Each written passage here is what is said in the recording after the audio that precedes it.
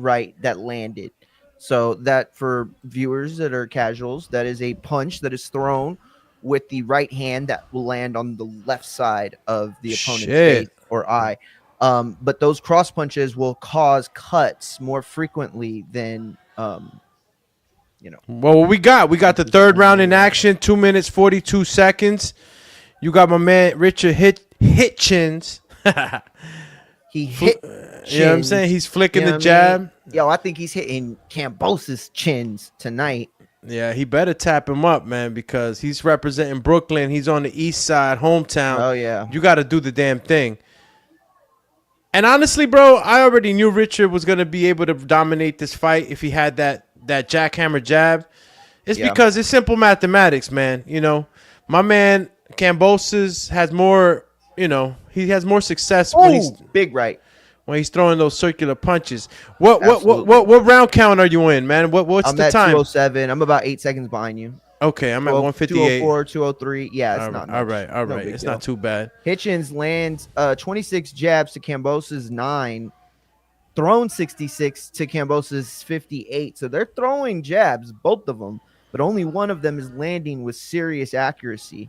Jabs to the body was also a big discrepancy.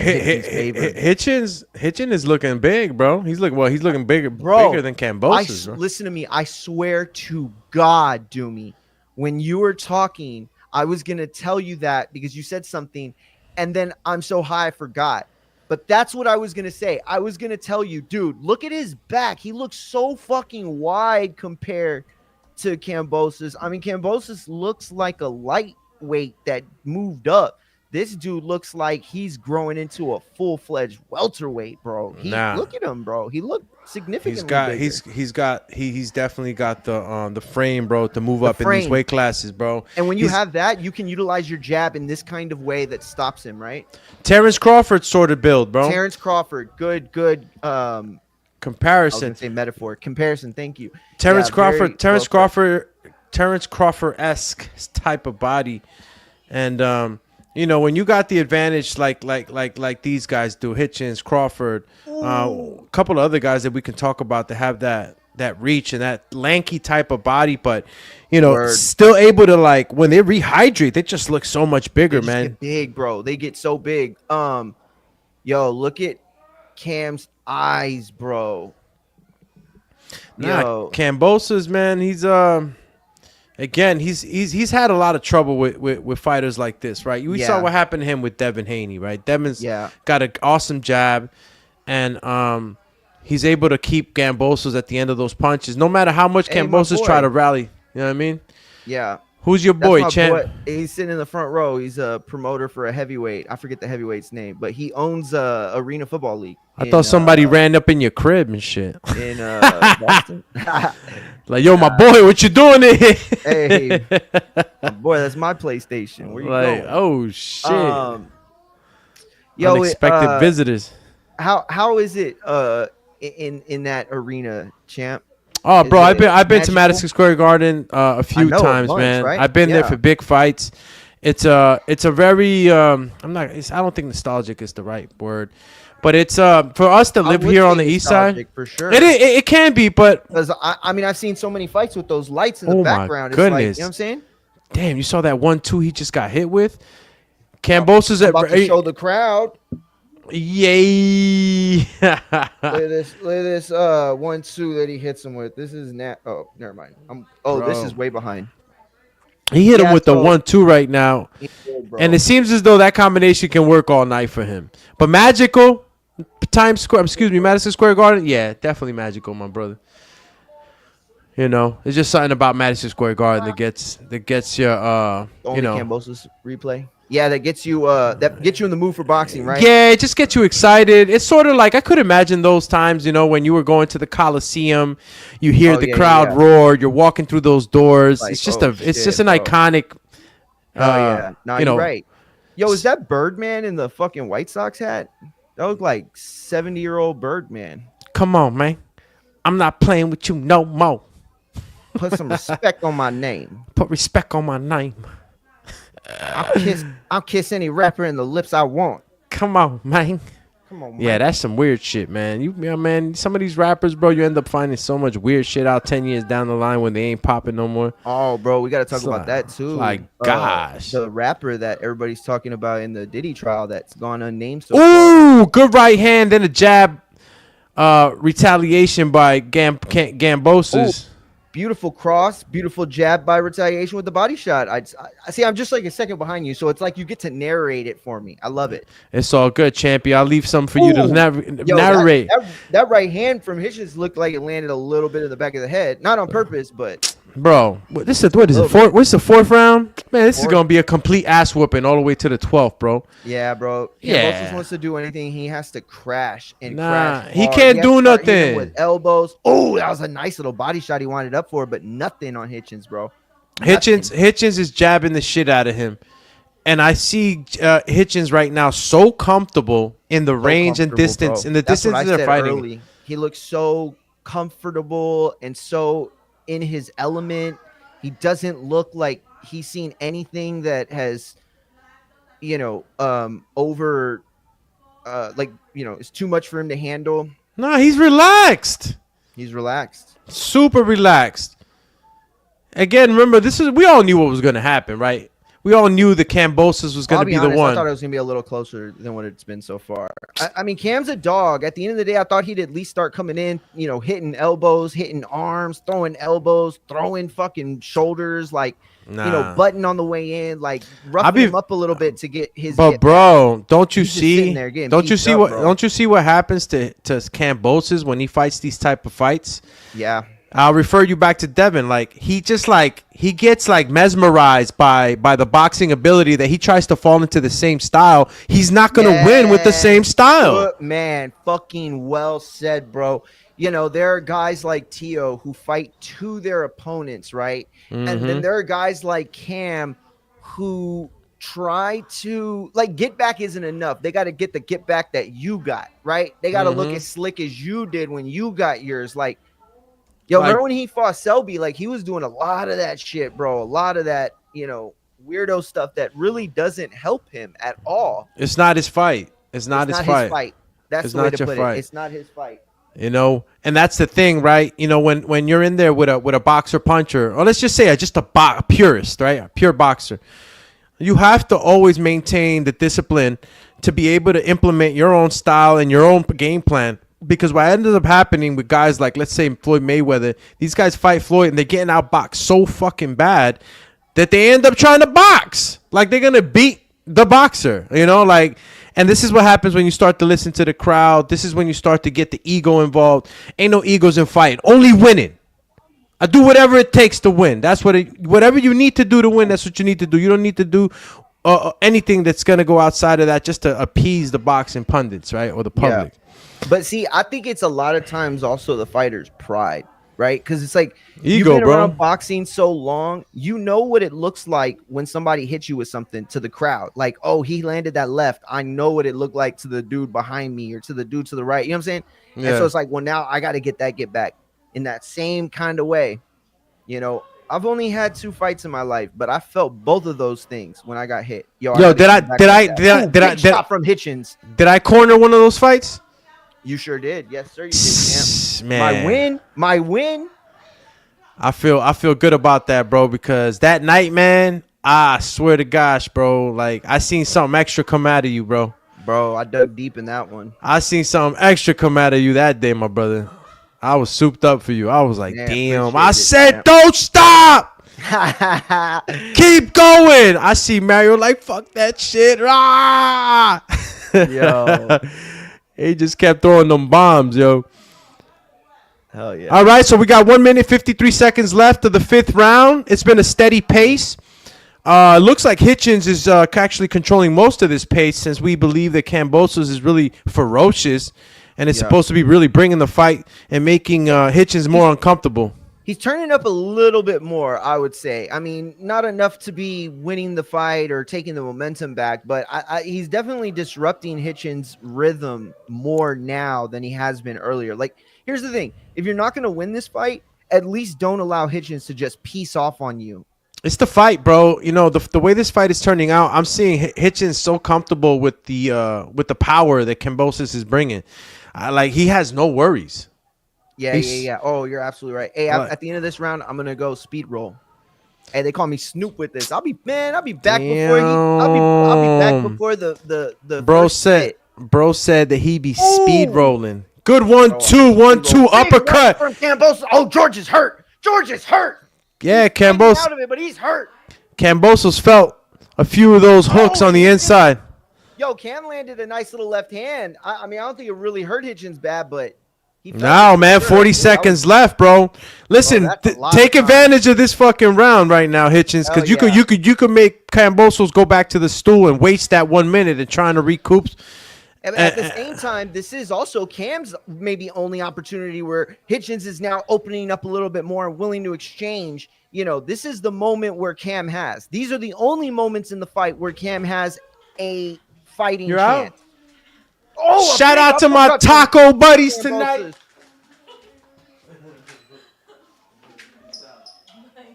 All right, we on speed. We on speed roll time right now. Don't go downstairs.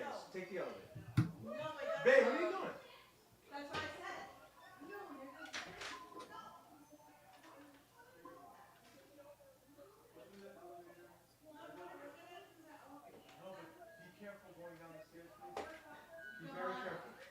Bye-bye.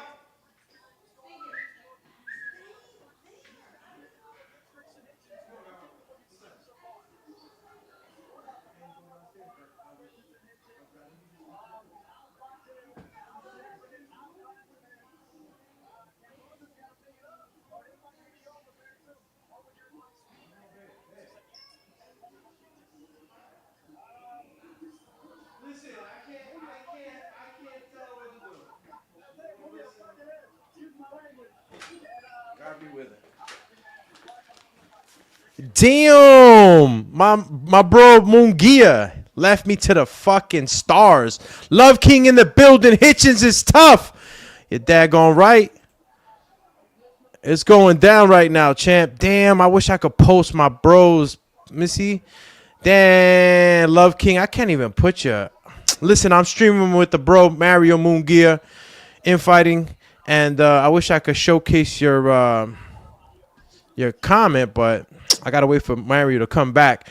We're in the 2-minute 30-second of the 6th round, and yeah, man, Hitchens is real tough. He's not allowing Kambosos to hurt him with any of that bullshit. And I think as the rounds pile on, you're gonna start to see Hitchenson's confidence grow. He caught a little left hook right now, and he ate it, man. Oh, Kambosos falls.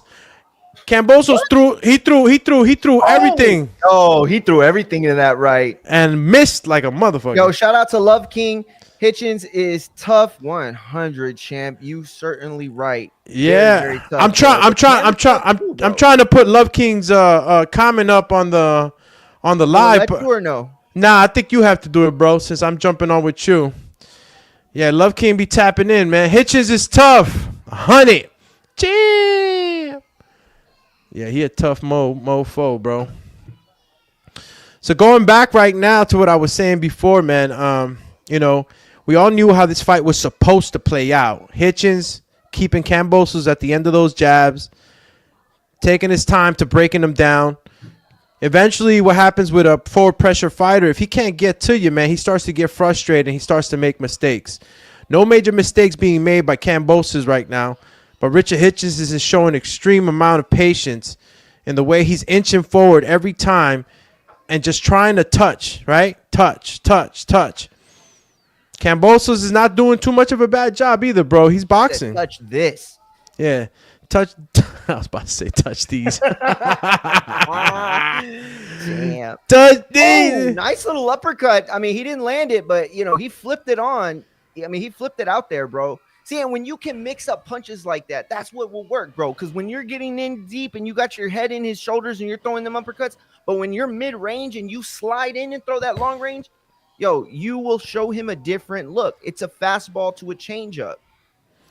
So, I mean, do we get any more ferocity out of Kambosos, or this is just going to be a technical match, man? It's real technical No. right now. Listen, it is, but this is what's going to happen. If he can take him into deeper waters, the question is going to be, can Kambosos keep enough of his energy to press in the way that he can? It's not about what he can dig deep and do. It's about what he can dig deep and continue to do.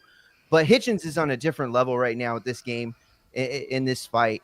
I just don't see Hell yeah. anything Kambosos can do from a technical standpoint, from a pressure standpoint, to change the momentum and rhythm of this fight. Yo, that jab is battering Kambosos up, bro.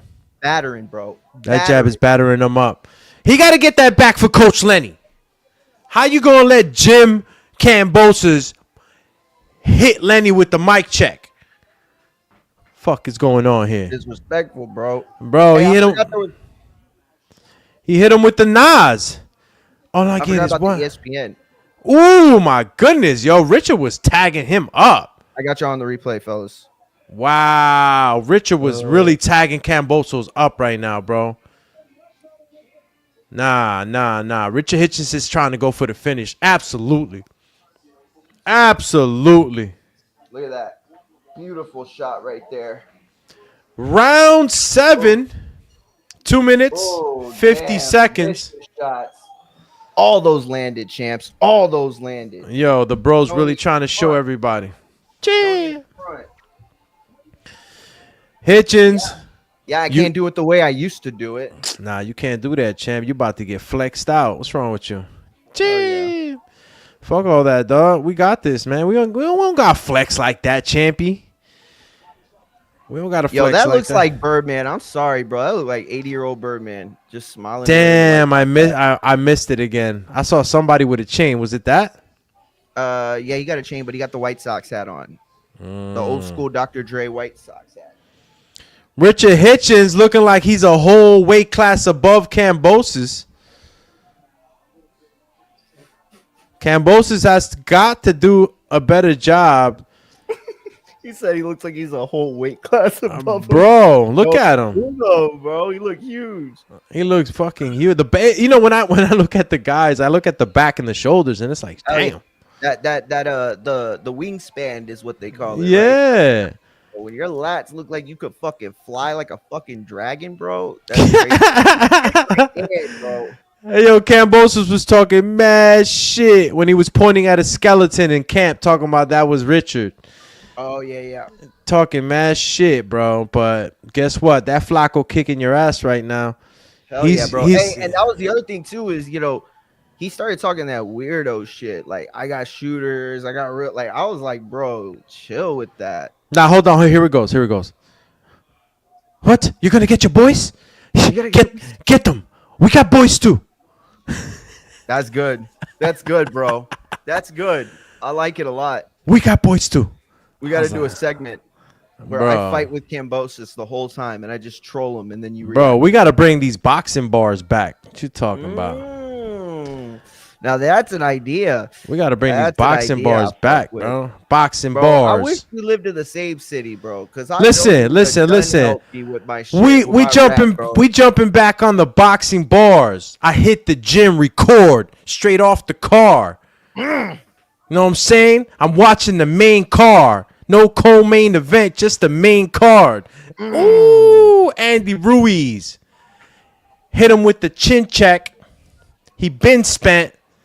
Mishido. He got dent. He got the stop.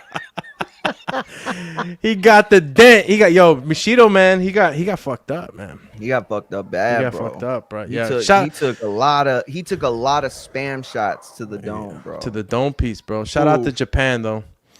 Japanese they got boxing. a lot of tough motherfuckers out there, bro. I was saying, say what you want about his offensive performance. It wasn't much, but he took some shots that I don't think a lot of these dudes in the top 15 would have taken.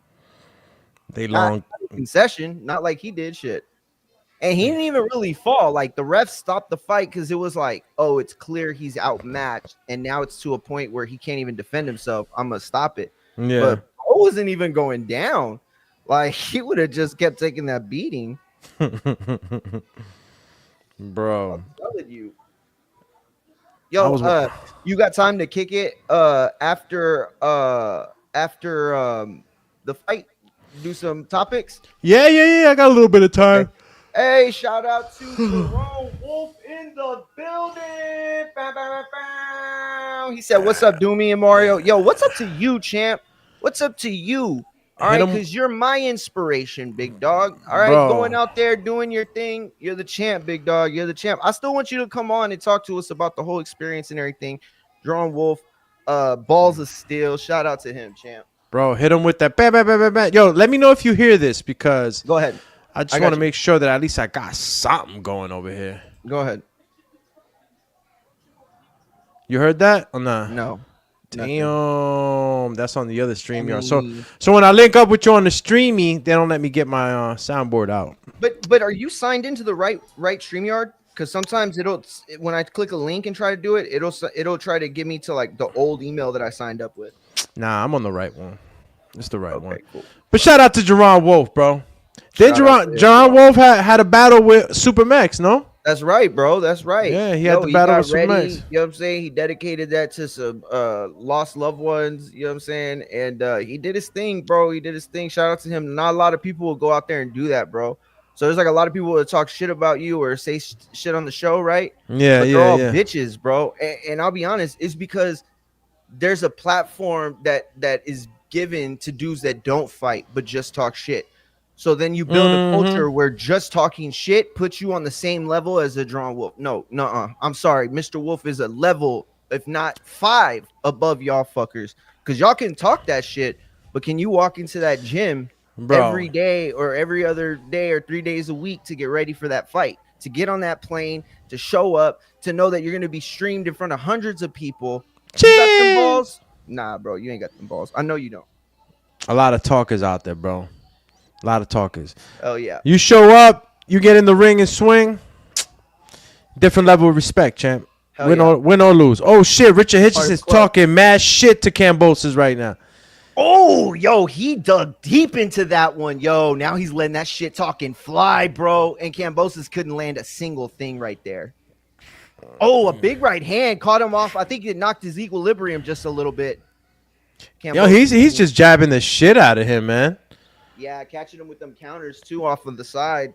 Those are like weird punches because they're not like really jabs. Oh, he knocked him down. Let me see. Body punch. Right hand? Oh, Oh, my my- oh, God. Yo, the right hand took everything up, and then he Bro. He finished him. Bro, I was not counting on the finish, bro. Richard Wow. Hitchison finishes him with a body Yo. shot.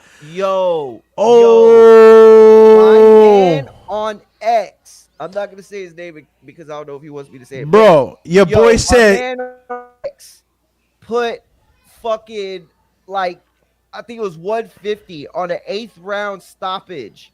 no, he for didn't. Houston. Yes, he did. Yes, he did. Man, shout out to the homie who He did sent it then. He sent it to the whole chat.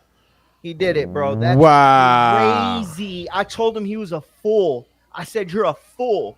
I said, "Why would you do that? At least parlay it if you're gonna do it and put up less bread. Why would you put one?" Yo, look at Coach Lenny. That's Yo, round. Mario, Crazy, bro. look at Coach Lenny, Let me bro. see. Coach Lenny happy as fuck. I read lips and shit. He was like, beautiful. Crazy. Let me see. Look at Jim. Go mic check somebody else, Jim. Go mic check somebody else. Look at David Honick. Shout out to Scooter.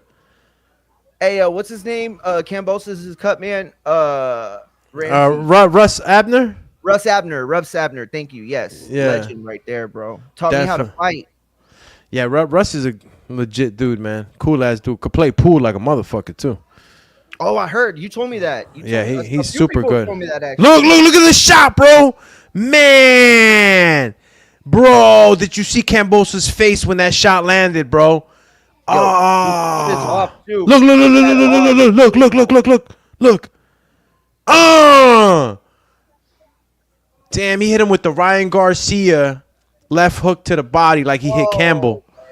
See, It was just like boop. for some reason, Jumi, I don't know why, but for some reason, that body shot right there is so much worse when you Whip not it. raise it, but yes, when you whip it across and He it whipped it. but you don't punch through it like you do like a regular inside body shot. It's And leverage. you can whip. Yes, I think you're absolutely right. And there's It's some button right leverage. there. When you whip it across, bro, that's it. The fight's over. You know what I'm saying? Nah. You could hit somebody to the body, they could go down and really be in pain and still get up. And if they got balls and they got enough, you know, fortitude, they could make it Fortitude. to the Yep. round, right? They could do that. But there are some dude, but there are those punches right there. You're not making it to the round. If Bro. you get up, you are only getting up for Bro. that moment in Mortal Kombat. You know what I'm saying? When they already won and they do the ultimate finisher. Yo, hold up. It's my man Chris Yeti in the building. Shout out to Christopher Jermaine said, "Do me, I told you. Dude will be pissing blood for days." Yo, I was talking to Chris today about this, bro.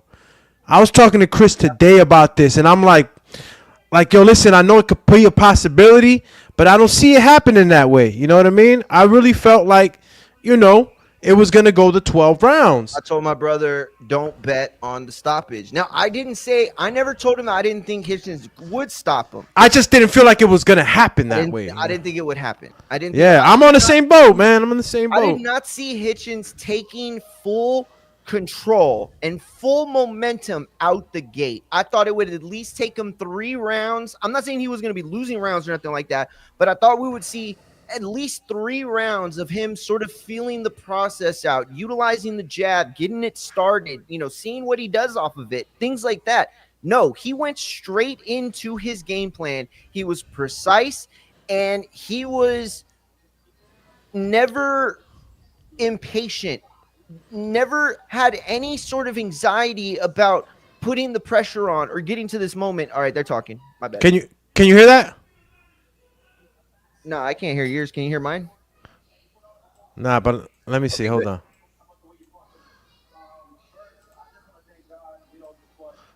Can you hear now?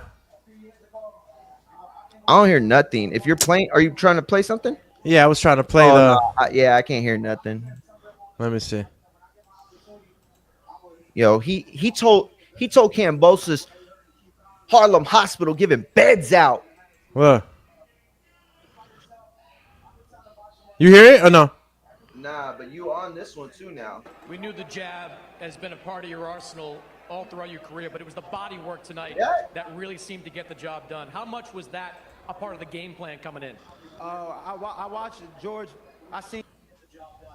Was that what you were talking about? Yeah, but can you still hear it? Yeah, I heard it perfectly. You can still hear it now or no? No, now I can't. Oh, okay. Yeah. Did All you right. want me? You were trying to show something or what? No, well, yeah, I was just trying to allow the people to hear what was going on. Oh, got you. Well, see, the only thing is that, man, when I did that last time for Matchroom, they strike me off of YouTube. I didn't get a copy strike, but they just took me off of YouTube. It's So, all good. You know what we could do though, right? Go ahead. Put it on. Oh shit. I had to go to some. you mirrored it or what? Some I put something in front of it. It's not showing? Oh shit, it's showing everything still. Forget it. So I put myself. Yeah. He said he knew he could take a punch. He said it didn't really hurt him. So that's what I was saying though, Mario. You know, when you saw Hitchison marching forward, I saw him way too comfortable. He didn't respect nothing. Nada que nada. Yeah, I don't know. I mean, that's kind of it feels like it's cap when fighters say they got to the point in the fight where they were so comfortable they decided to start testing out their defense. Like, you know what I'm saying? Like the whole triple G shit they used to say. You know what I mean? Where they were like, Yeah. Nah, I don't think it was like that. I think that for sure. Oh, T.O.'s jumping in the ring. Uh-oh. I told everybody, man. T.O. don't gotta fight Haney, bro. Uh-oh.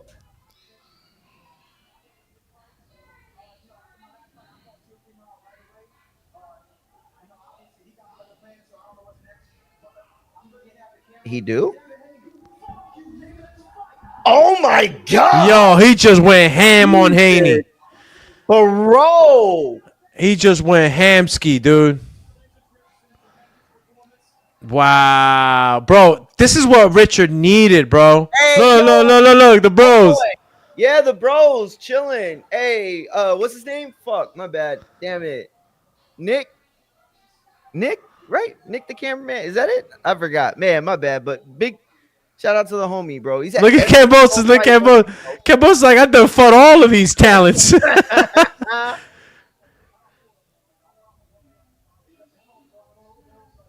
Wow. Shout out to my man E-Dub, a.k.a. Everett Cruz, a.k.a. I'm 40 plus, still kicking ass. He says, oh, okay, the main man in the building, Doomy the Destroyer. Get out of here. Hitting y'all with this Richard Hitchins jab. Hey yo, but Dio said Tio wants the weakest champ. Be real champ. See, man, Dio, man. I can't win with y'all. Yo, Dio got a point though. Now Tio wants the weakest champ. How you gonna say Richard Hitchins is the weakest champ? I don't know. After this performance, we gotta reassess shit. The fuck out of here. Because I don't know. Hitchins Bro. might not be the Y'all gotta hit the boxing. Hey, the, Hitchins might not be the softest, bag in the gym. You know what I'm saying? Man, look at George though. He's done a lot, bro. Hey, he's a legend, bro. Well, maybe not like a Hall of Famer legend, but he a legend, to the hardcores. He's like a Provatnikov type legend, right? Like a dude that's never gonna be in the Hall. Nah, you can't sleep on him. You can't fall asleep with Kambosos in a fight. You can't. Yo, is anybody else having trouble streaming the UFC? Damn, you got the UFC going on too, bro. I forgot Shit. this the whole time until. Look at my man Love King said Devin don't want to see Hitchins. He don't want to see him. You know why he don't want to see him? Because when he goes to see Richard Hitchison, Devin Haney don't got no real crazy advantages. He don't got the size advantage with Richard Hitchison. He don't got the length advantage on the arms. So what advantage he got? What advantage he got? Here's the thing, though, right? Devin You feel me? Has experience at the highest level that Hitchins doesn't have yet. Right, this was a big performance on a big stage, right? Yeah, but Evan is a guy who has that X factor that's very hard to get in this. Hold on. They're interviewing Tio. Oh shit, Tio coming up. Look at that. Eighth round. Unification. Here we go.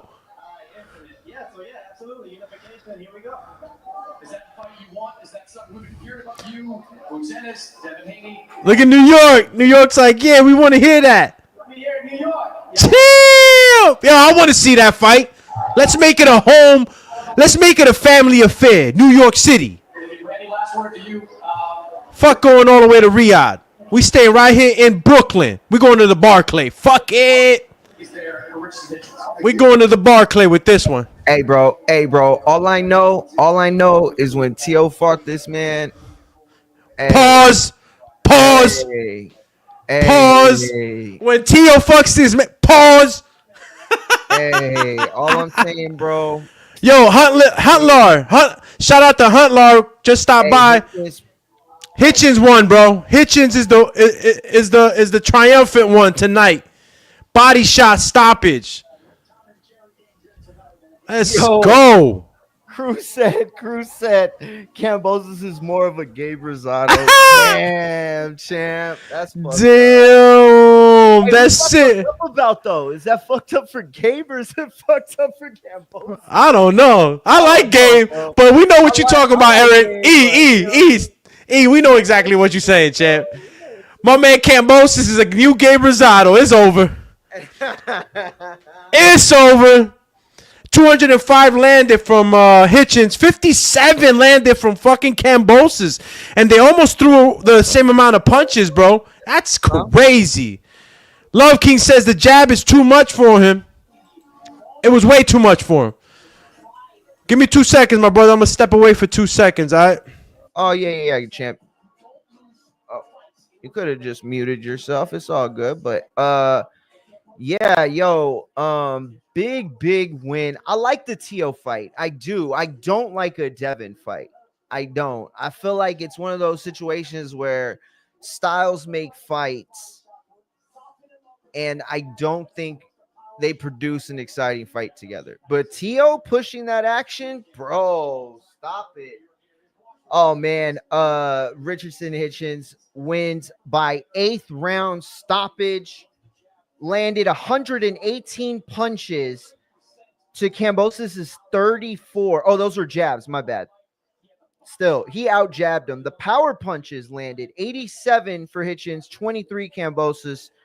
Thrown 165 to Kambosos' 117. That was a difference of 53% to 20%. When you are landing 53% of your punches, you are having a huge night, okay? A 53% punch, power punches landed. I mean, dude, come on. Y'all see it right here, just like, oh, I thought they were going to do the thing.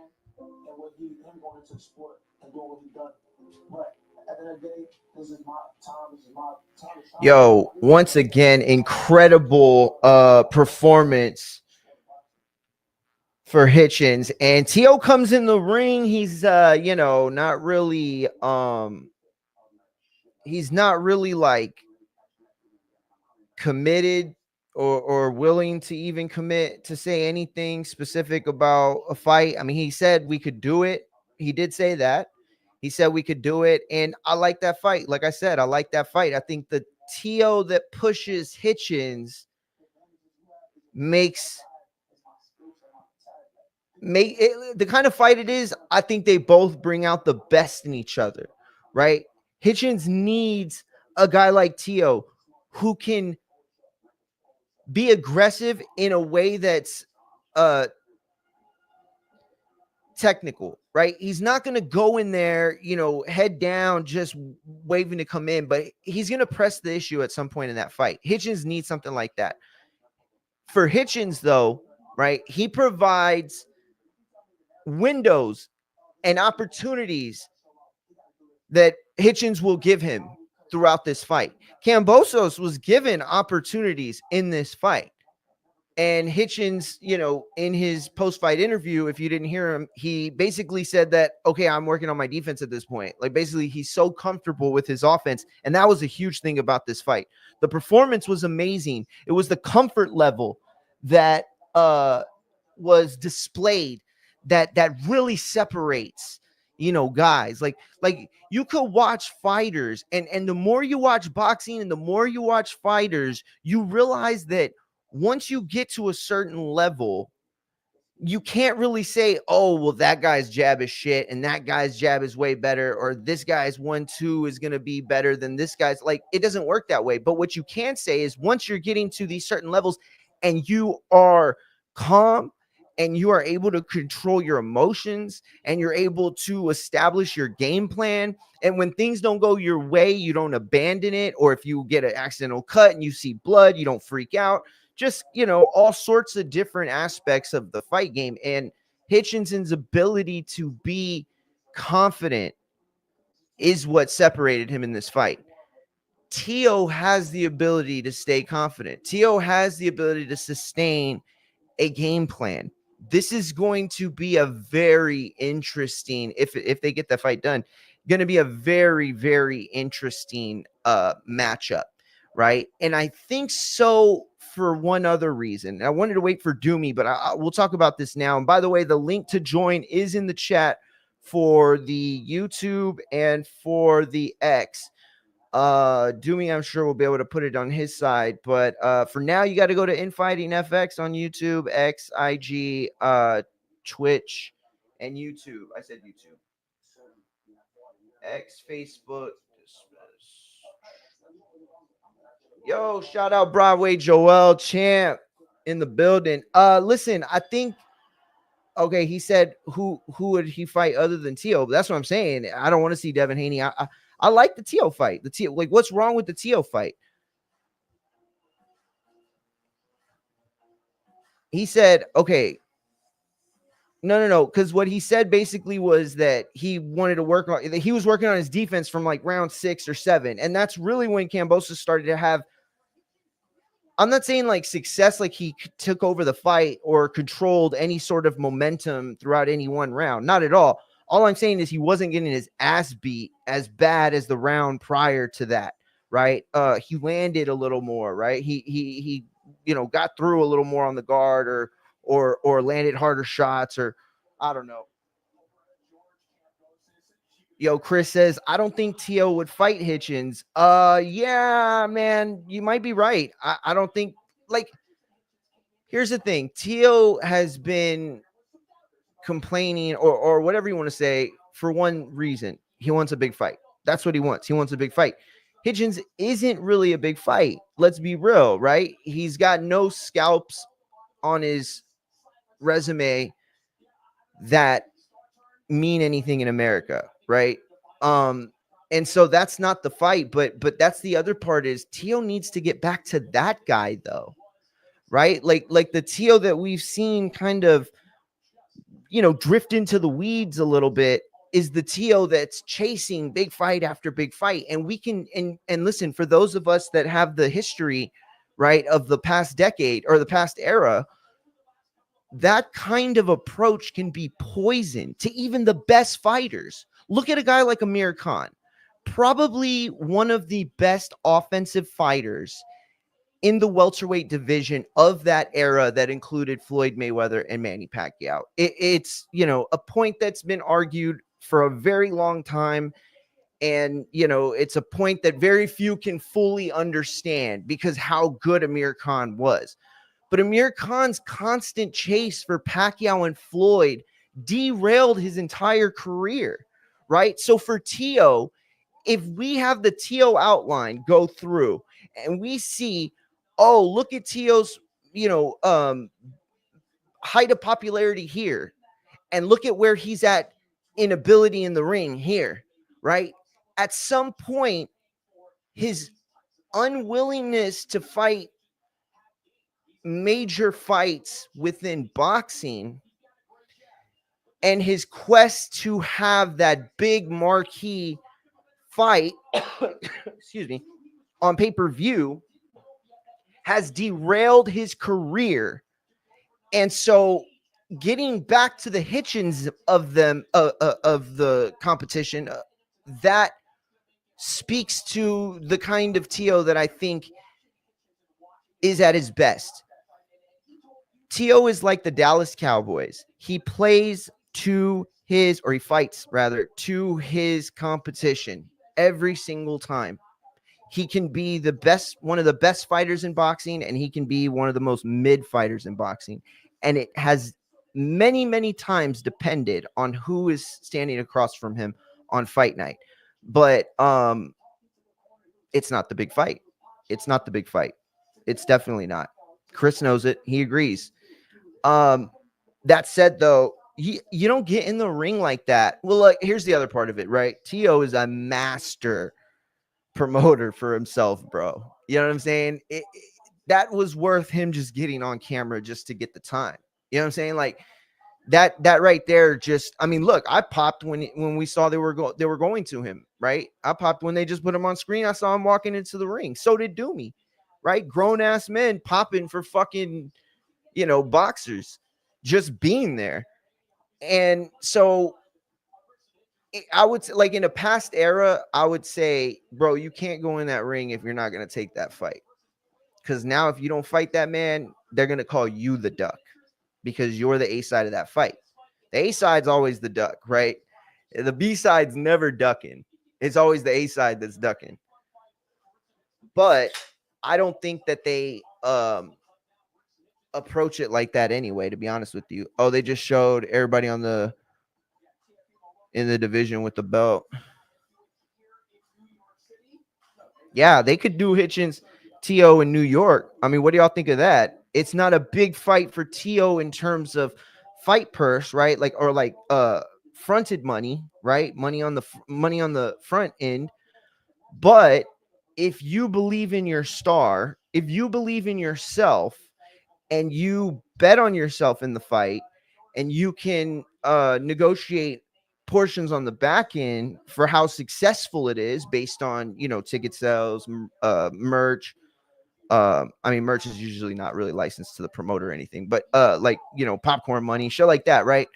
Pay-per-view sales. Like, if you can get yourself a little something and then you put it on New York and you make it a mega fight. But we got to remember something very specific here, okay? And again, I was hoping Doomy would be on by now, but I'm just going to talk about it. Tio's got to be feeling the pressure a little bit of that Tom and Jerry comment, right? Everybody knows why Turkey said what he said. The Ring magazine, see, we all got it wrong with Turkey. We all got it wrong with Turkey, bro. Every single one of us, me included, bro. Me included. Listen to me. I'm gonna be real with this. I'm gonna keep it all the way 100. I got it wrong because when I said that Turkey can put on fights over the past few years, and not worry about the success of the show, I was talking financially, right? And we were all right about that aspect of it. But there is a quantitative, not payment, but like there is a quantitative form of reimbursement that he enjoys or that he demands after the fights. And that is us going to him on X, going to him on IG or wherever else saying, thank you, Turkey. Thank you for saving boxing, Turkey. Oh, we love this Turkey. Oh, Turkey just went in and just took over control of everybody. Now everybody's got to kiss the turkey ring. Yo, go kiss the turkey ring, Tank. Go kiss the turkey ring, Al. Go kiss the turkey ring, Benavidez. And so that's what he was he was selling these fights for that revenue, right? That love. He's a dude who really is a hardcore. And whether hardcores want to admit it or not, they really give a fuck about what other hardcores say. Because if they didn't, we wouldn't spend as much time fighting on the internet and shit. But you put yourself in a position where you are part of that bad card. Even if your fight wasn't the worst of them, right? Even though your fight was better by comparisons for sure, it didn't save the card. You know what I'm saying? Like, it wasn't the standout fight.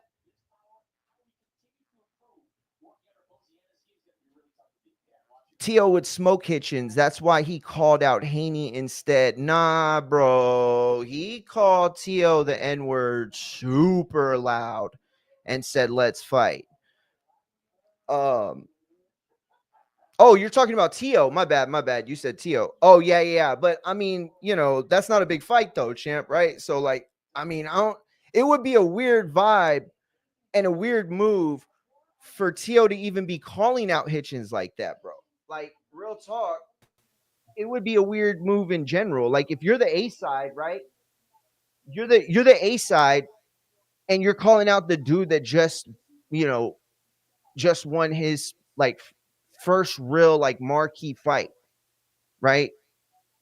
And by the way, here's the thing: you could say that he would smoke him, that's fine. But I think the narrative that he wouldn't want to fight him is a little flawed, or it's a little early, right? Because the thing is that they're both New Yorkers, right? You could put that fight in New York, right?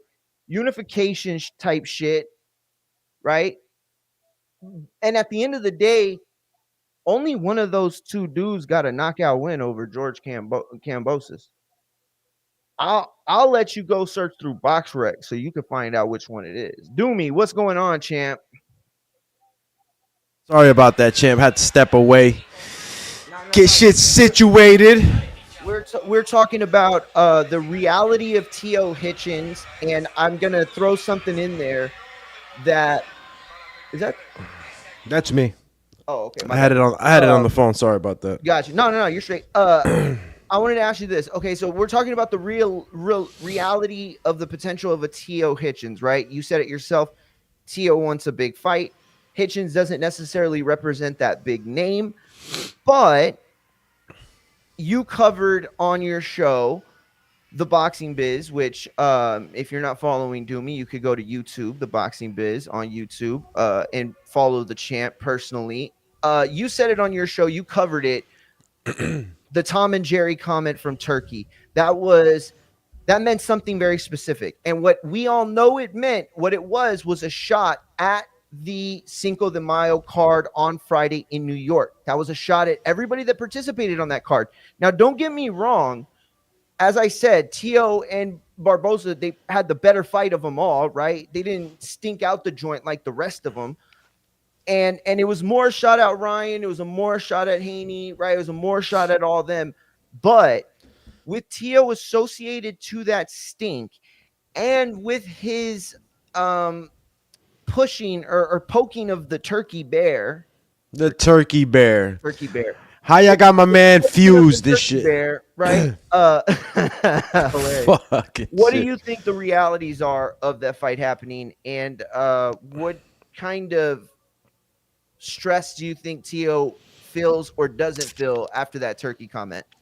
Man, Turkey, listen, first of all, shout out to Turkey because I needed somebody with power to say that.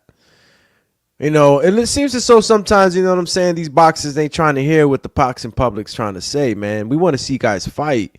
We don't want to see Skull versus Canelo. We don't want to see Devin versus Ramirez. We don't want to see those style fights. It's not that we don't want to see Devin fight or Canelo fight. We just don't want to see those types of fights. So when Turkey spoke out and said that everybody that wants to make a big bag with Big Turk, you got to put on a performance. You got to fight. So how do I feel about that? How do I feel if Tio feels in any way? I don't think Tio's worrying about anything because Tio has always been an entertainer. He fights to the style that's in front of him. You know what I'm saying? He's not worrying about whether or not I'm going to be an entertainer because I am an entertainer. Yeah. You got a lot of guys that are worried about that. Oh, bro. You know what I'm saying? And, you know. You think Tio's feeling that? I don't think Tio's feeling about, you know, he already lost his O. But. No. As far as the pressure you talk about, like, yeah, I don't think he's feeling pressure. I don't think he's feeling pressure because it's a thing where like he didn't put on that shit performance like those other guys, and he's never really put on a stinker of that magnitude. Now, don't get me wrong, we've had some very very soft ass TO performances. Okay, who few between. Who? I mean, without looking, I wouldn't be able to. I mean, I could tell you right now. Listen, man, I'll look it up for you. You tell me what fight was easy, right? Was it the last guy he fought, Glaggett or whatever the hell his name was? Yeah, listen, I'm not saying that Glaggett wasn't that he didn't dominate him. He didn't look special against him. Okay, and when it comes to special fighters, they have to look special against ordinary guys. They have to.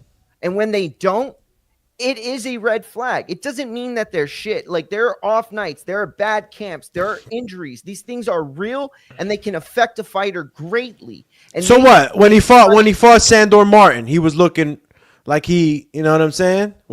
When he fought Steve go ahead. When he fought Steve Glaggett, took the 12 rounds. Jermaine Ortiz, 12 rounds.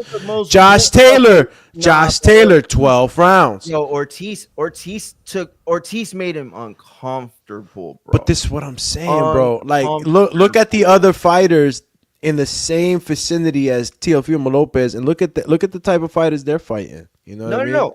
Again, this is not an attack on his resume. This isn't an attack on his fighting style. Not at all. The only reason I even brought it up is because, again, his name was associated to that promotion, right? Mm-hmm. Nobody thought about that in terms of the fights that were happening. Nobody looked at it like that. The way we all looked at it was like, oh, shit, we're going to watch Devin Haney, Ryan Garcia, and Teofimo Lopez all fighting on the same night, which was a little weird, right? We should have been saying, yo, we're about to watch Devin and Ryan too, or we're about to watch Devin and Teo, or Ryan and Teo, or whatever. But that wasn't the case, right? Instead, they went and stunk it up. So my only thing is Teo being associated with that. Does he feel, does he feel a pressure to perform? Exactly. To perform. Come out and perform in a big way. And is that pressure even good for a fighter? When you're talking about championship medal, like a Teofimo Lopez, when you have that pressure on you, it's either do or die, right? And I like to think that Teofimo Lopez is the one that does it. He lives up to the expectation. You know, we've seen him in a couple of battles where we probably criticized him. I know Nakatani was one of them, right? He was going through a lot of stuff in his life, and not to blame it all on that, but you know, fighters sometimes don't look as good as they're gonna look in front of others because styles make fights. Yeah. And obviously, you know, you have different circumstances in life that can dictate the outcome, right? Depending on what you're going through outside of the ring. So Teofimo Lopez having that extra pressure to perform because of what Turk has said and the way the fights have been conducted in the last few and what the boxing public is talking about, there's pressure on all fighters, bro. All fighters to do the right thing. And, you know, just to segue back to the fight tonight, Richard Hitchison, the way he was moving in that ring was definitely what we needed to see to put him, to catapult his name. Because a lot of people will say, you know, he's a talker, he's just talking, but he's backing it up now. He backed it up against somebody that's fought your favorite fighter. Kambosos has fought your favorite fighter. You like Devin? He fought your favorite fighter. Yo, but he looks so big though, bro. Super big. What the fuck? Big, bro. Oh no, see, because that's the other part about it is, I mean, you pair him up with guys like Tio or some of the guys that haven't been up very long. I think that's the part is people forget because Tio has been such a take on all comers type of guy throughout his career that people forget that weight classes matter. You know what I mean? And getting acclimated to weight classes matter. When you got a guy out here that's already dealing or entering the ring with a natural advantage, then your skills that night have to be that much sharper. You have to be that much better, that much more accurate, right? Pick your shots that much more confidently. And so, yeah, I just want to see that fight. I think it's a good fight. I really do, bro. And you know, with all the shenanigans that were going on, Tio being on across a whole bunch of podcasts and X Spaces and talking the way he's talking, and obviously, you know, Devin chasing him. You got my man Bill in New York, you know, doing the whole promo on chasing Tio and all that. Yeah. So, you know, it's not like I didn't want to see Haney and Tio. I just felt like Tio had other options, and we eventually can get to Haney. Haney don't got to be next, you know. Haney can marinate. It's just that, like any other fight, and we know this, right, Mario? We missed out on AJ Deontay. We missed out on Tyson Fury AJ. We missed, and you know, those are the ones that come to mind, right? But there's a couple of other fights that we missed out on or took too long to marinate. And we don't want to see that happen. Sure. We don't want to see that happen in this division. So let these guys keep fighting each other. You know, Shakur Stevens got Cepeda. You got well, we can't count Crawford. Crawford's on his way to boxing glory and shit with Canelo. Yeah, no shit. But as far as like the four kings, quote unquote, so to speak, they're all at the point in their careers that they have to fight each other.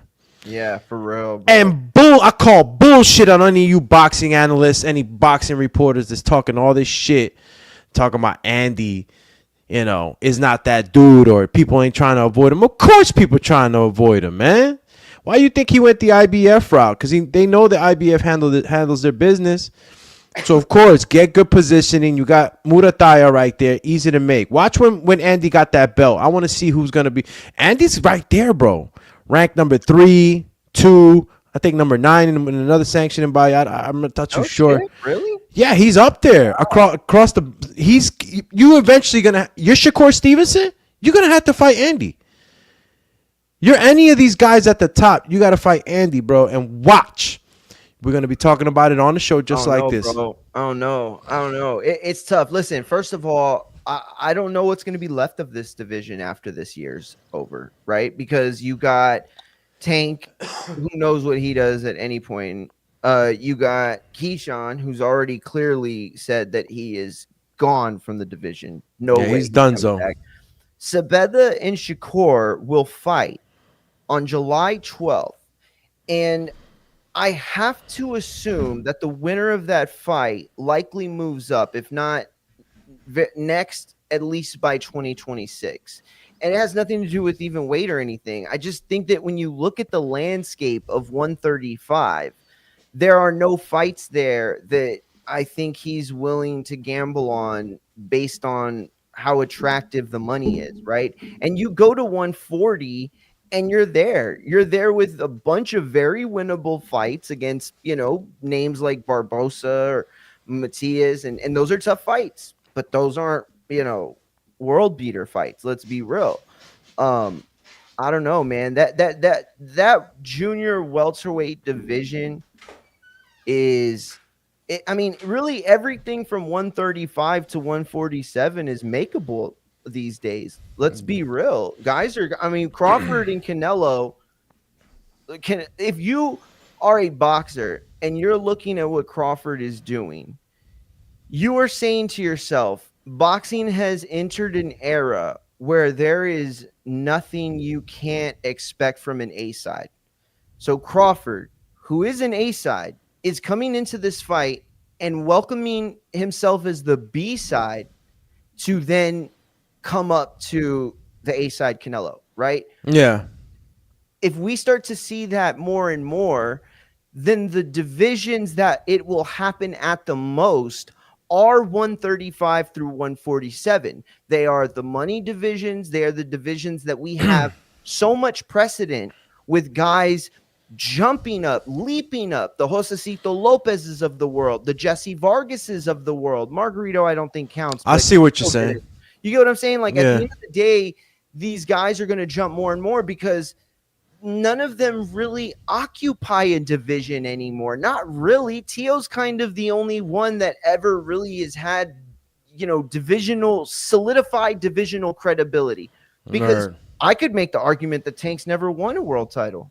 If I really wanted to, I could make that argument. Now, it's a narrative, and you could have the other side of the narrative, and sure, that's fine. But all I'm saying is that's a point. Ryan Garcia, I could poke all through his resume. Okay, but at the end of the day, guys like Haney, guys like Tio, they solidified themselves as lightweights. Okay, and now they're doing it as junior welterweights. Ryan, it feels like, he's most likely going to be fighting at whatever catch weight will best line up with whatever fat camp he's currently in. You know what I mean? Like, for a guy like that who's either getting hurt or getting in trouble, not fighting is the worst thing that can happen. You know what I'm saying? Like, it really is. And now you have this massive pressure of what seems to be like the king of fucking boxing at this point, telling the world, I'm not paying for Tom and Jerry fights anymore. I'm not buying what I already bought. I did not like the return on my investment. And I was saying this earlier too, Doomy, like, we all got it wrong in the sense that Turkey was putting on these fights and expected no sort of revenue in return. We just didn't think that we just all thought revenue meant money, right? But it didn't. For him, revenue was in the form of congratulations from fans, admiration from fans, love from fans, people that would say, thank you for saving boxing, all that shit. So when you put on a stinker with the world watching and Pat McAfee and Booker T on the main host table, bro, you shit the bed. And now you're mad at every single person in that room. And I'll be honest, I think Oscar was going to be promoting that Canelo Crawford fight until his fighters shit the bed. Ryan Garcia lost. People cannot forget the aspect of that. He lost the fight. Okay. And so, and by the way, that was off of a big long layoff. So what's going to happen now with the injury and another long layoff? The internet's terrible for this kid. We already know that. It's just a matter of time. But you can tell everything Turkey said was directed at that card. And Oscar to come out on Thursday and unload on Canelo and the Crawford fight the way he did. Yeah, clap back. I mean, my man Oscar's always had a problem with that fight. He's always, since it was announced or even thought of, because he don't got Canelo. He don't got Canelo, but it's not like he's not saying anything that makes sense, right? Canelo is the bigger guy, and everything he said, a lot of us feel. Yeah, everybody feels the same. Not everybody, but a lot of us feel the same way. Canelo's the bigger guy. Crawford's coming up. We know the story, right? The bigger good guy always beats the smaller good guy. And that's what De La Hoya has been harping on. I think that he's a little JJ, right? That's the softest way I could put it. That Dana White is taking the helm on this promotion. You know, he's been AKA quote unquote gifted on the silver platter, right? According to Oscar, to promote this fight. But I think that's just a little bit of hateration going on. Real quick, man, let me go back to the chat and see if anybody missed out. Chris Partlow said, I don't think Tio would fight Hitchins. You bullshitting. Champ. Tio fight anybody, bro. Tio's just looking for the money and looking for a position where he's going to be treated right by the powers that be, bro. He's not going to go down like he did. When he says it that way, and I responded that too in the same way you did, right? I'm hearing him say, like, basically, like, he's scared of him, right? Like, that's the way I hear him mean it. But maybe he's saying it in the sense of, like, he knows it's not worth it. You know what I'm saying? Like, he knows it wouldn't be worth it to him. Because, bro, he's known that he'd fight anybody at this point. How we let babyface Drew get away with that comment? Kambosos made Hitchins look good. Hitchins is trash. Damn. Yeah, where's my soundboard? I gotta hit you with the finish him. Here's the thing, Doomy. He's not totally wrong. Kambosos was in there mostly to get hit. Stop harping, Mario. Let's get at babyface right now. How Kambosos made Hitchins look good when Hitchins is who made Hitchins look good by making Kambosos look bad? Get out of here with that, bro. I see you got a little hate on Hitchins. He established the jab, right? He did the work. And at the end of the day, saying, oh, Kambosos couldn't figure out a way around this very established strategy and almost expertise of establishing it in the ring against your opponent. Like, you can't say, oh, Kambosos, he's just trash because he couldn't overcome a fucking very, very solid game plan in offense. Jackhammer jab, bro. I'm talking about. Like, I know you don't watch football, but it's like saying, like, oh yeah, that team was trash. They didn't score no points last night. It's like, oh yeah, well, they were playing fucking Baltimore and they're fucking top 3. Oh shit, like, you see in the chat? You see, math, you know what I mean? You see in the chat right now? Got my man Dio hopping in for his boy Babyface. Something tells me he didn't watch Hitchins versus Lemos. You see? Yo, you're only as good as your last fight, bro. He's gonna bring up Hitchins versus Lemos to try to prove a point that Hitchins is ass. Yeah. No, I mean, I definitely understand, but I really don't. Stop playing, champy. You know, this is what I always tell ya. Styles makes fights, man. Certain styles are not gonna really look the same. I mean, no style. You know, when you got different styles in the ring. Let's say I'm a boxer puncher, and I'm fighting an aggressive come forward fighter, right? That's gonna look a certain way. If I'm a boxer puncher, and I'm fighting a guy who's a counter puncher and a pure boxer, that's gonna look different. I might have to attack more often than the fighter. So when I see these fights happen. And we could take a look at some highlights between Hitchins and Lemos. You know what I'm saying? Oh, never mind. They could try to say what they want to say. Lemos. Lemos. Listen, he was undefeated, Doomy. He was undefeated, and then he went on to fight Paro, who was undefeated. Okay, so it's like Paro. You feel me, Paro? Shout out to HLD in the building. Oh, HLD champ. Triple peace sign. Let's go. Champ in the building. HLD. Hey, by the way, shout out to Broadway Joel, you know what I'm saying? The Dominican voice of boxing. Broadway. Shout out to Haas in Vegas and Sir Edward Champ. JD, my bad. champ. Appreciate Yo, you for tapping in again. And Matty Ice, champ. ice baby. Boxing hardcore news also in the building. Yo, Yo, look at Haas. Haas Delgado says Pitbull Cruz versus Hitchins. I like that. honestly, I think Hitchins wins but that fight just based Cruz off is of small. in size. I Yeah, know, dog. Cruz is small, I bro. couldn't see. Look, it's not going to be a situation where like when in the cartoons where they got the guy's head, they palming it and the dude's like trying to fight him and shit like that. You know what I'm saying? Yeah.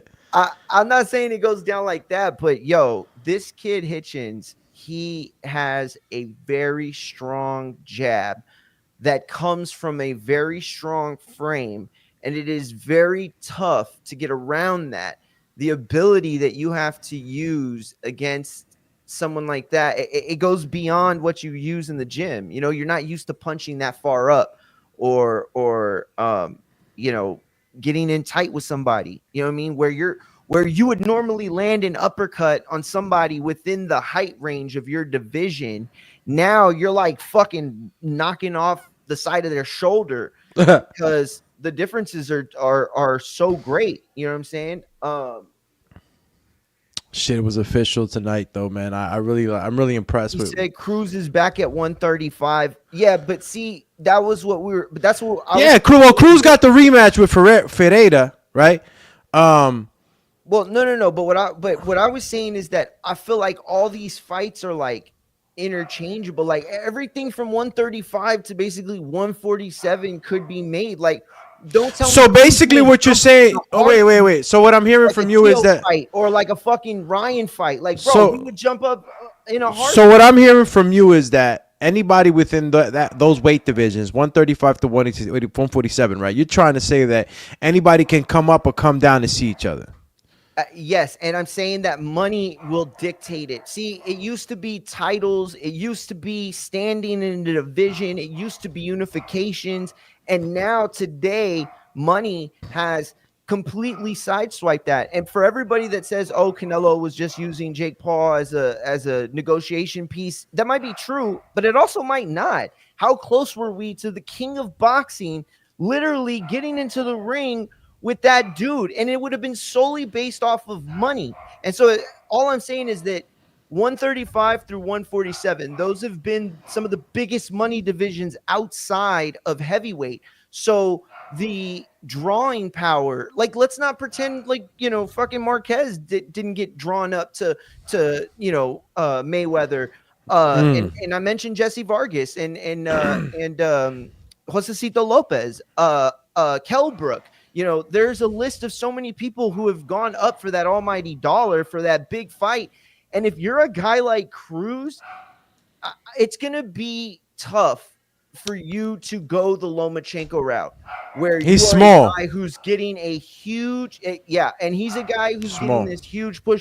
Like, let's not forget that Lomachenko hit bumps in the road, right? And we could just say Salido, that's fine, but it's a learning curve. You know what I mean? And so Yeah. Cruz if they want to catch Cruz early, they could try that, right? Try to get him to come up to 140 or catch weight to try to catch him or something, right? Try to B-side him to death, whatever. But there are fights out there to be made all across these divisions. I feel like. I mean, my man Haas on the chat agrees with you. Haas Delgado said the same thing. He said he can still move up. And then HLD come back around and said that boy called out Tom and Haney. I think you meant Tom T, and right? Haney. I think that he did. Shit. With the lineal king in the ring. I just caught that. Tom and Haney with the lineal king in the ring. If that ain't open, quack, quack. What is?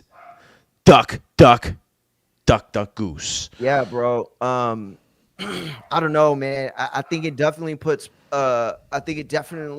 will light a fire under a lot of people's asses. And you've seen guys like Jermaine Ortiz have been out here like, yo, I've been pressing guys in my last few fights. Like, I'll go out, I'll put out a show. Like, obviously his style doesn't lend it to that, but he's a guy who, he wants to hurt you. He does. He wants to land. I don't know. Ryan had problems with it, right? He said specifically, he didn't like how it's you're trying to interfere in boxing, right? Like in the sport, like dictating the fight script because you want a more exciting fight.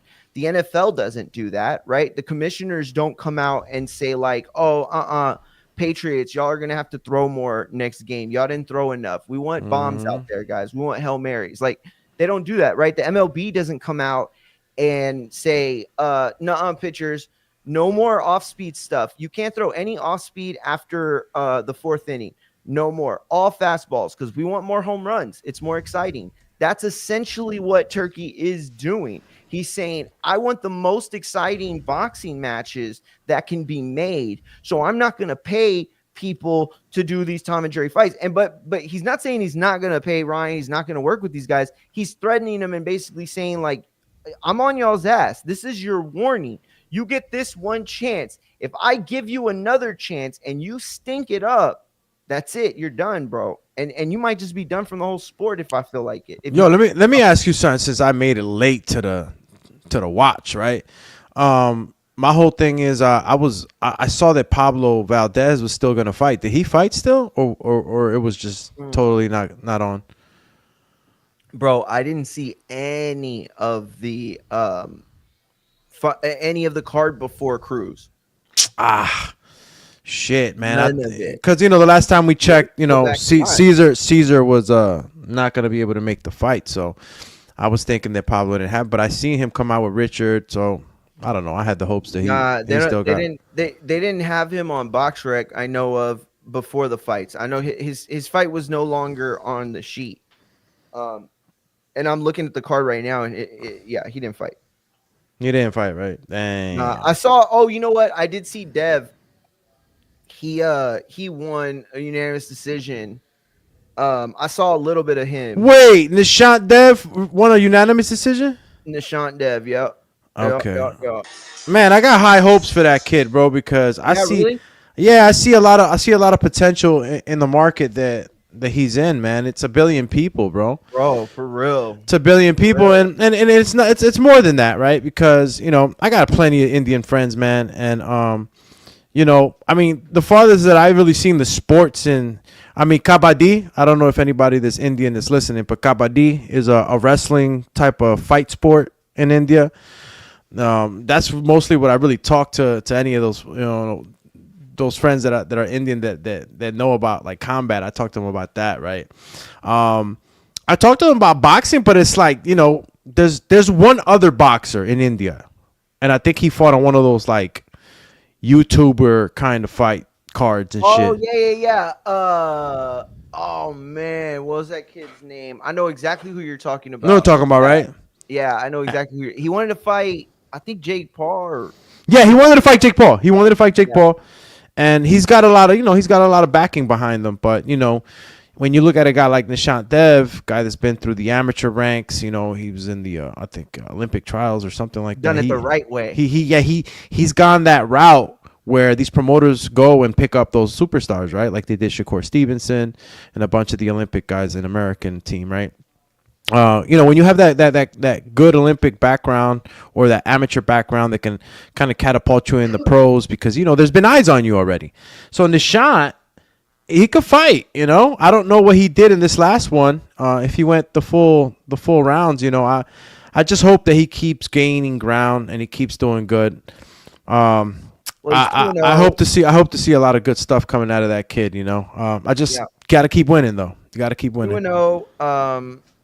With 1 KO or TKO in his debut, went 6 rounds tonight, unanimous decision, won every single round on all 3 judges' scorecards, beating Josue Silva, who, by the way, has he had a lot of fight experience. Supposedly, this is a guy that trained MMA and did they say he was a wrestler? I don't remember, but he had a lot of fight experience. I mean, not boxing experience, clearly. Who he talking his record? The guy that he fought. So he was like what, like an Josue Silva or Jose? I don't think it was Jose. It was like Josue. I forgot, but it was Silva's his last name. He's from America, but he stays in Mexico, or I don't know, something like that. But so he fought like an MMA fighter or something, chat? Nah, he's just a dude with a ton of fight experience, they said. that's at least Tough what the journeyman. commentary said. Yeah, he's done MMA, he's wrestled. I think they said, um, just like a dude who fights. You know what I mean? And that's a thing too. It's like I mean, you so you're can saying learn. basically that his record doesn't reflect what you saw in the ring or what What people. I'm saying is, this was a tougher guy than you would normally get in your second pro fight. Yeah, Not because a your better man your talent, man's three. Yeah, yeah. not a higher talent or a higher level, right? But a tougher fight, right? Because there's a two difference, right? You could be a guy like Hitchins, right? Utilizing a jab all night, win a fight, right? And then there's the guy that can go out there and kind of muscle and bulldog because he's a fighter. He's a guy who, has been in rough up, shit, and he just knows how Yeah, to nah, hurt. your You know what I man, mean? your man's look like he rough and tough. I'm looking at his box rec, 3-3, 1 KO, got knocked out once, and Yeah. Mexico, California. He 32 Hey, years old. Yo, listen, your man's a mechanic, but every now and then he takes breaks and shoots his shit and does his shadow boxing. Some of these guys' records don't reflect. You just never know what these journeymen are doing during different types of their life. They might have another job, but they might be training pretty hard. And if you get the call at the right time, you could be in good shape, man, to give somebody like Nishant Dev a run for his money or give him some good rounds. That's what he needs anyways. He's 2-0. And still much time to develop him. So not worried too much about, him going those 6 rounds. I think it's great. Might as well go these rounds now in the beginning of the career so that as he goes up and they start adding more rounds and they start adding, higher caliber opponents, he's able to cope with the stamina that he needs to be competitive. So Nishant Dev, keep doing your thing, keep winning. And we'll keep watching. Shout out to my man Angel Concepcion. Says Hitchens' jabs was really nice. Yeah, champ. That was the key, man. He says him and Keyshawn would be a good fight. Yeah. See, Keyshawn is one of those guys too, man. Real long, lanky. He's got that Terrence Crawford body. I'll use Terrence as the as the example. And if you really know how to use the God-given attributes that you've got, that you've been gifted, you can really make fights easier. And establishing that jab is key, man. In any fight, you talk to any trainer, the jab is key. Let's see. We ain't letting nobody off the hook. All right. Yo, Oh so shit. this What? was the post that I was talking about. Let me try to make it bigger. Fuck.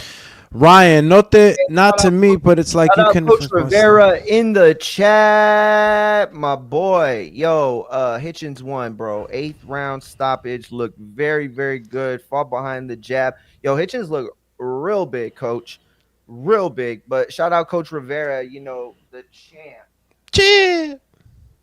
Coach Rivera. Yeah, me and Coach Rivera, we got to get down, man. We got to do that Espanol, bro. Hell We yeah. got, we Hey, got to do that. so this is it right here. Ryan Garcia post. This is a day after Turkey's post. Or no, it's the same day. It's later that night. And he says the no running rule is wild. And Shit is then wild. a person comments and says, "Why does it matter? You don't even run." And then Ryan responded, and this is what I wanted to ask you about. No, to me, no, no to me, but it's like you can't influence boxing styles that way.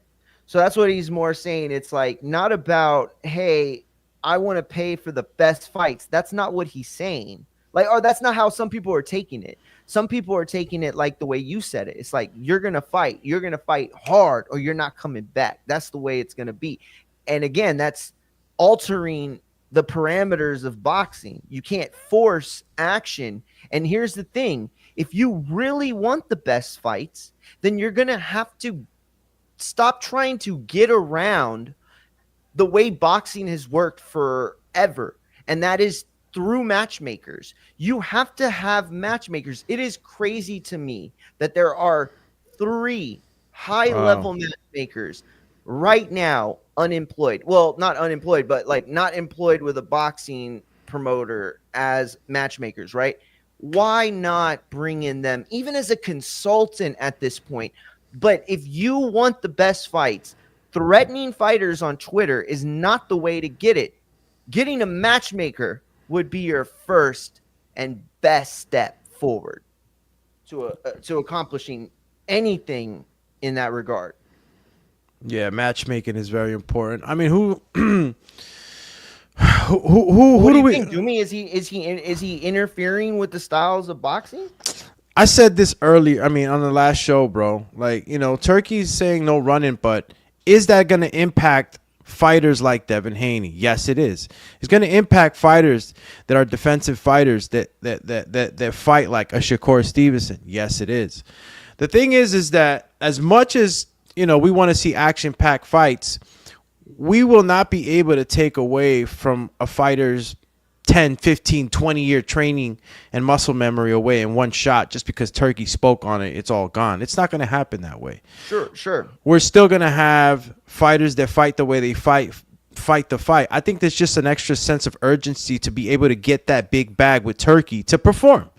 Because, you don't have to fight in any of the promotions that Turkey's throwing. You don't have to do that. I mean, yeah, but if you want that bag, exactly. But if he's paying the biggest bag, then it's like, don't you have to? You know what I mean? Like, let's say I'm a barber, right? And all I've ever done is fades. That's all I've ever done, right? Mm-hmm. But now the new trend that all the kids are doing is growing their hair long and getting braids. If I don't learn braids, then I'm not getting paid. You better be a hell of a shape-up artist. Barber, I know, right? But if my understanding of what a barber is all about the fade, right? All about keeping it crisp. If that's where I come from, and that's my mentality of it, then switching it up goes against my complete, understanding of that thing. It'll make it uncomfortable. Boxer, it's huge, exactly. So it's like you're creating this incentive for these people to alter their fight plans, and that's going to alter fight scripts. And ultimately, it could have a huge impact on the sport. At the same time, as you said, you can't force those things. But to me, Doomy, it feels like a hardcore got control of the sport of boxing. It really does, right? Like it is. Wrestling, what's his name said this the other day? Abe. Shout out to Abe Gonzalez, fightsatw.com. That's a website I write for, fightsaroundtheworld.com, boxing, wrestling, everything combat sports. He said, Turkey is like Triple H. If he didn't book it, he don't like it. And that's really, really what it comes down to sometimes with him, dude. It really does. Like, you talk about what Turkey wants. Okay, but you're talking about all these other past fighters that were great, bro. Tell me which Floyd fight in his final Showtime contract, or even some of those HBO fights, were banger fights. Which ones do you really remember? Yeah, there was a good moment with Mosley. Cotto fight was good. We had already accepted. We already had accepted Mayweather for what he was, though. Exactly, and we knew he was the best at it. So we were trying to send dudes in there to beat him, to figure out the blueprint. But that's what I'm trying to say is, like, bro, if Turkey was in charge of that era, or was in charge during that era and was doing what he's doing now, I have no doubt he would shit on Floyd. But he ain't shitting on Floyd today. He calls Floyd one of the greatest of all time. He's like, oh, I'm a huge fan, blah, blah, blah. But that's what I'm saying. It's like, you're mad because you made bad matchups, right? You're mad because you paid for a fight that was 4 years past its peak in Ryan and Rolly. And you did all that with the understanding that these two dudes were going to meet up, right? Mm-hmm. This was the Infinity Wars to the fucking Avengers Endgames. Oh, shit. The UFC's on, bro. Hold up. UFC's on? Hold up. Yeah. Let me get my remote. Bro, the UFC, bro. They, is tonight's fight, who's tonight anyway on the UFC, bro? Usman. It's Usman, right? Yeah, and what's his name? I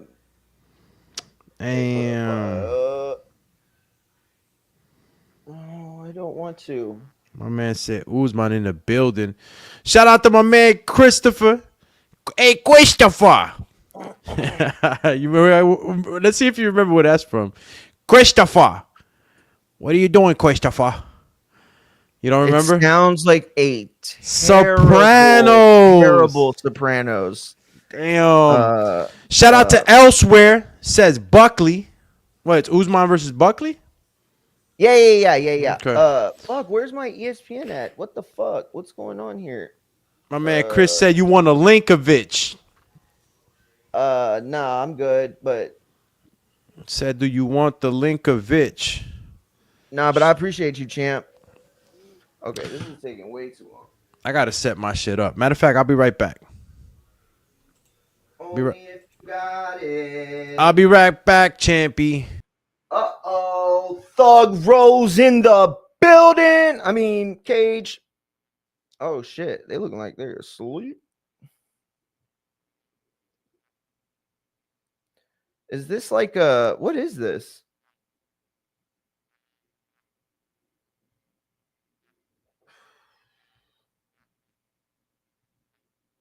Is it flyweight?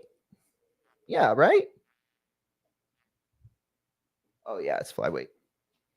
Damn, Rose just got reversed. Wow. I mean, I'll be honest, I wasn't really looking like hard, but it looked like she had that. It looked like she didn't have the choke in super well, but it looked like she had the position secured. And now a very it's like a half side choke, half Dars almost.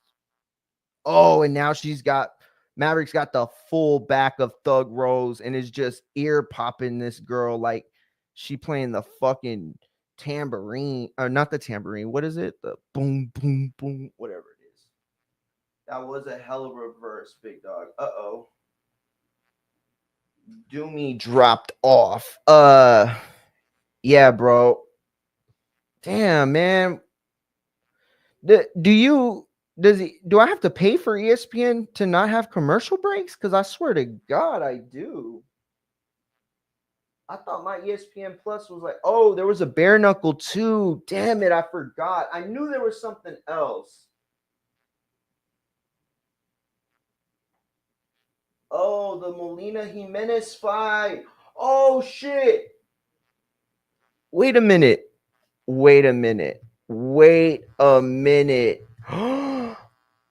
Please, please, please, please.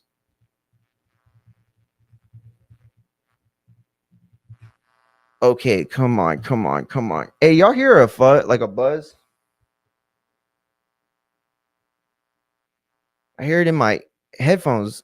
It's like a buzz. Y'all don't hear it? All right, let me see. Come on. Damn it. Never mind.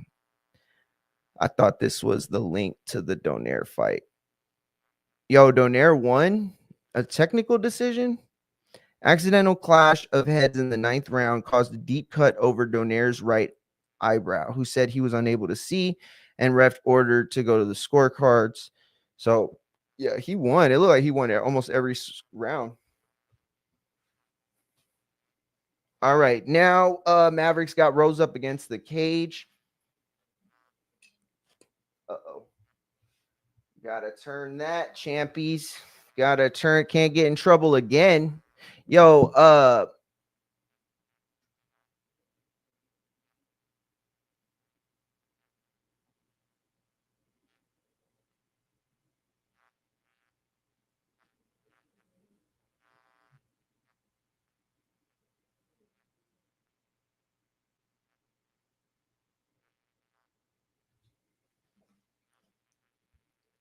Rose is like an all-time legend, women's MMA. She'll never be like considered like a Nunez or Ronda, but yo, she's a real one, bro. And her story's crazy. Like, if they don't make a movie of her, but they made a movie of Clarissa Shields, bro, Hollywood's trash. Hollywood is trash if they don't make this movie about this girl and her life. And if that shit don't get nominated for an Oscar, but they gotta have, you know who? Oh, Natalie Portman. Yo, Natalie Portman playing Thug Rose. Oh, Thug Rose has got her now. Landed hard right.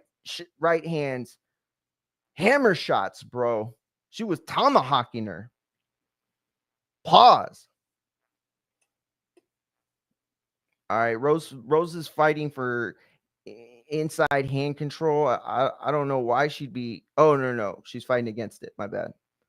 I was like, is Rose gonna try to Kimura her? Like Maverick fighting from this side position. But she's got good control from the bottom right now. From that position. Oh, man, the elbow. She just dropped it down across Rose's jaw. She didn't land it on the sharp part, but, yo, that muscle, when it hits that part of your jaw, yo, it can fucking click like that, bro. And you'll just be out of it for a second.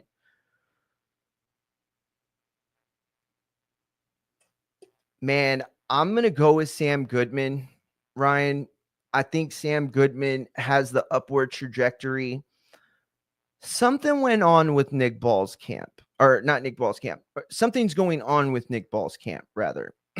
I have it on good authority that there were several fights that were passed over, and the Ball camp was basically telling all sides that they were like ready to go. And one of those fights was already announced prematurely. I can't remember who announced it, but it leaked. And I guess that spooked them into doing the Sam Goodman fight because then that came out of nowhere. But they knew that they were negotiating it. Oh, Maverick with a beautiful transition. Oh, and Rose scrambles to get on top. Oh, she scrambled for top control. Beautiful, but I think she's got her head caught. Yeah, she does. She's got her head caught. It's not a super dangerous position or anything. Oh, and it's just released.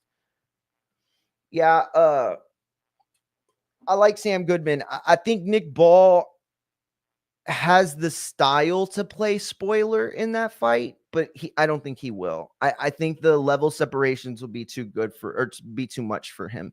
I like Nick Ball. I do. I think he's good for the sport. I think he's an exciting fighter that provides very solid checks across the board, right? He's a guy who will perform in and out of the ring. You know, he knows how to promote. But, you know, obviously there's so many fights that you could make there. And then with Brandon Figueroa fighting, what's his name, on such a premier spot on that card with Pacquiao, I mean, that's another fight. And they almost fought. You know, shout out to Abe Gonzalez, fightsatw.com, who has an interview on his TikTok with Brandon Figueroa, who admitted that the Nick Ball fight was ready to go. They thought that was going to be it. You know, they thought that was going to be the fight. Didn't end up, you know, going that way. And he was supposed to fight like Neary, and they had like came out with that. It was crazy. Sam Goodman is a 3-1 betting dog. Wow. Hell yeah. I'll take that, bro. I'll take that. I'll take that, bro. Yeah, my bad. And I didn't mean upset, like favorite upset betting. I just meant like to upset my pick. I meant like, you know, I think Nick Ball is obviously a talented fighter. And this is a crazy fight to get it at this point, right? This is not like a crossroads fight because both these guys have, you know, nowhere else to go or anything like that. I mean, this is a fight where both guys' rockets are literally shooting into the atmosphere and they got to intercept. One of them's going to get knocked down, you know, spiral down. The other one's going to keep ascending. And those are the type of fights that usually produce the best performances.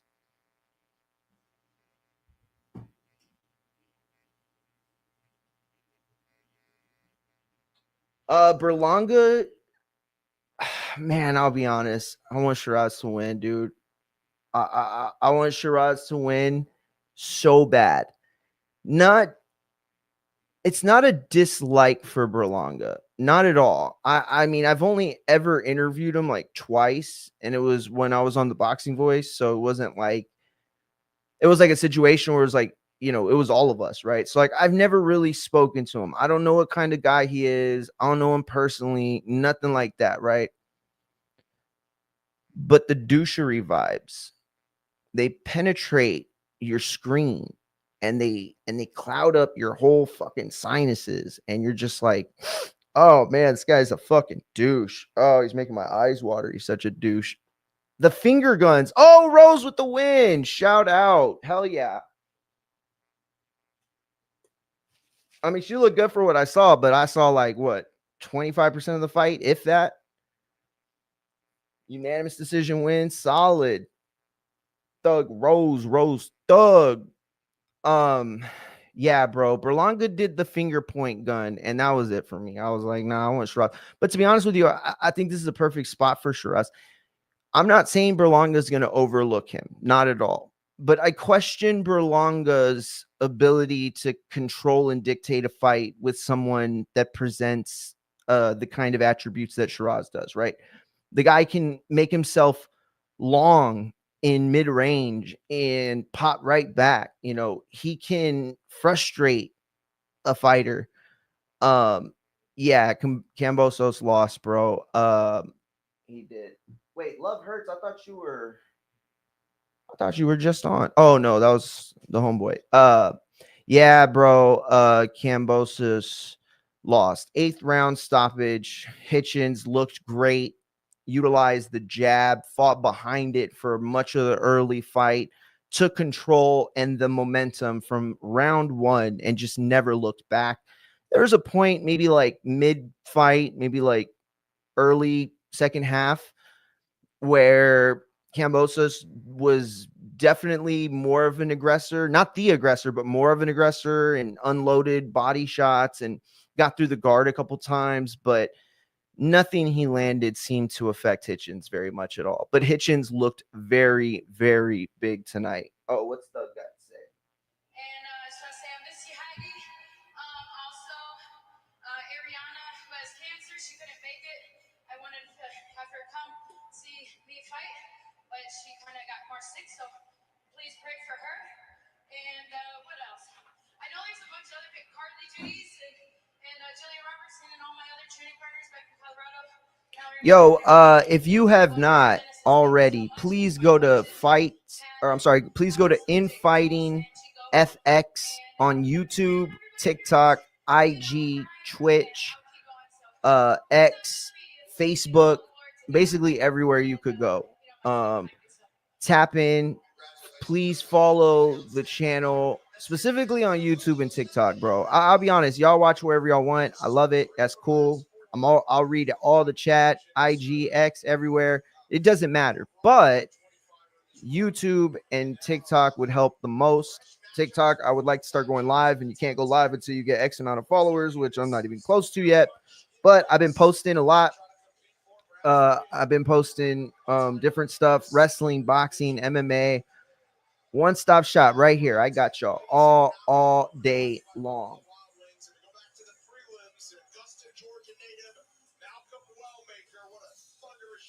Oh, nasty. Nasty walk-off knockout. I mean, look at how he fakes the kick and then steps off the center line right when Mutino is stepping on the center line. And that is picture perfect. That was a nasty knockout. Beautiful job by that man right there to get another knockout. Slotted to his record. One of the brightest young prospects we have in the UFC. Got it done tonight. UFC Fight Night is presented by Buckley. What y'all think, Buckley or Usman? I saw Ngannou at the weigh-in, or was it the weigh-ins? Yeah, at the weigh-ins, which was cool to see him there. I wonder sometimes, like, is he done? Like, is he done? Because I could see a big bag coming his way, or I could have seen a big bag coming his way. But now, bro, I don't know. I mean, first of all, the UFC just don't work the way they used to, right? They're not paying fights like that. I think if they were, we would have gotten Bones Jones and Gagne.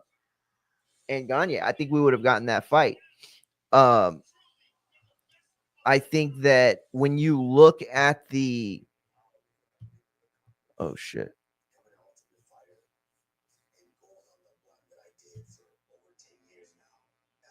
I think when you look at what happened, right, with the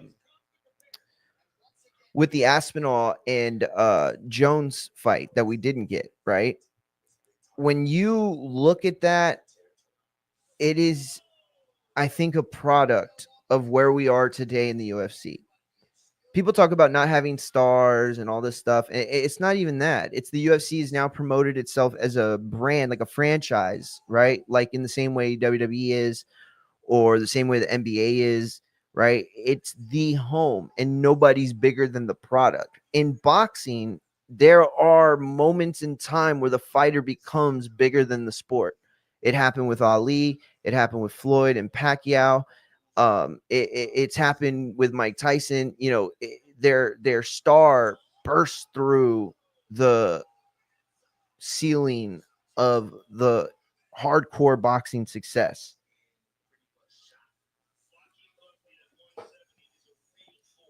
But that said, it brings me to one of the points I wanted to talk about, and I was hoping Doomy would be on for this one because he, like myself, is a longtime UFC fan, and I think he would understand some of the points that I was going to make, or I'm going to make, as far as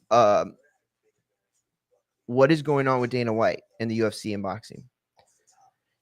For weeks now, actually longer than that, by the way, there have been Reddit forums and different places on social media that you could see people talking about Dana White and a story involving him stepping away. Now, the reporting is not based on any facts or any comments from anybody. The story is people insinuating based on the fact that he's now promoting the lead promoter for Canelo and Bud, the biggest fight in the sport of boxing. On the other side, he's also appearing much less for the UFC. He attends far fewer of the events that he used to attend 100% of, almost, or at least 90, 95, 99% of the events. And today he is not seen as much.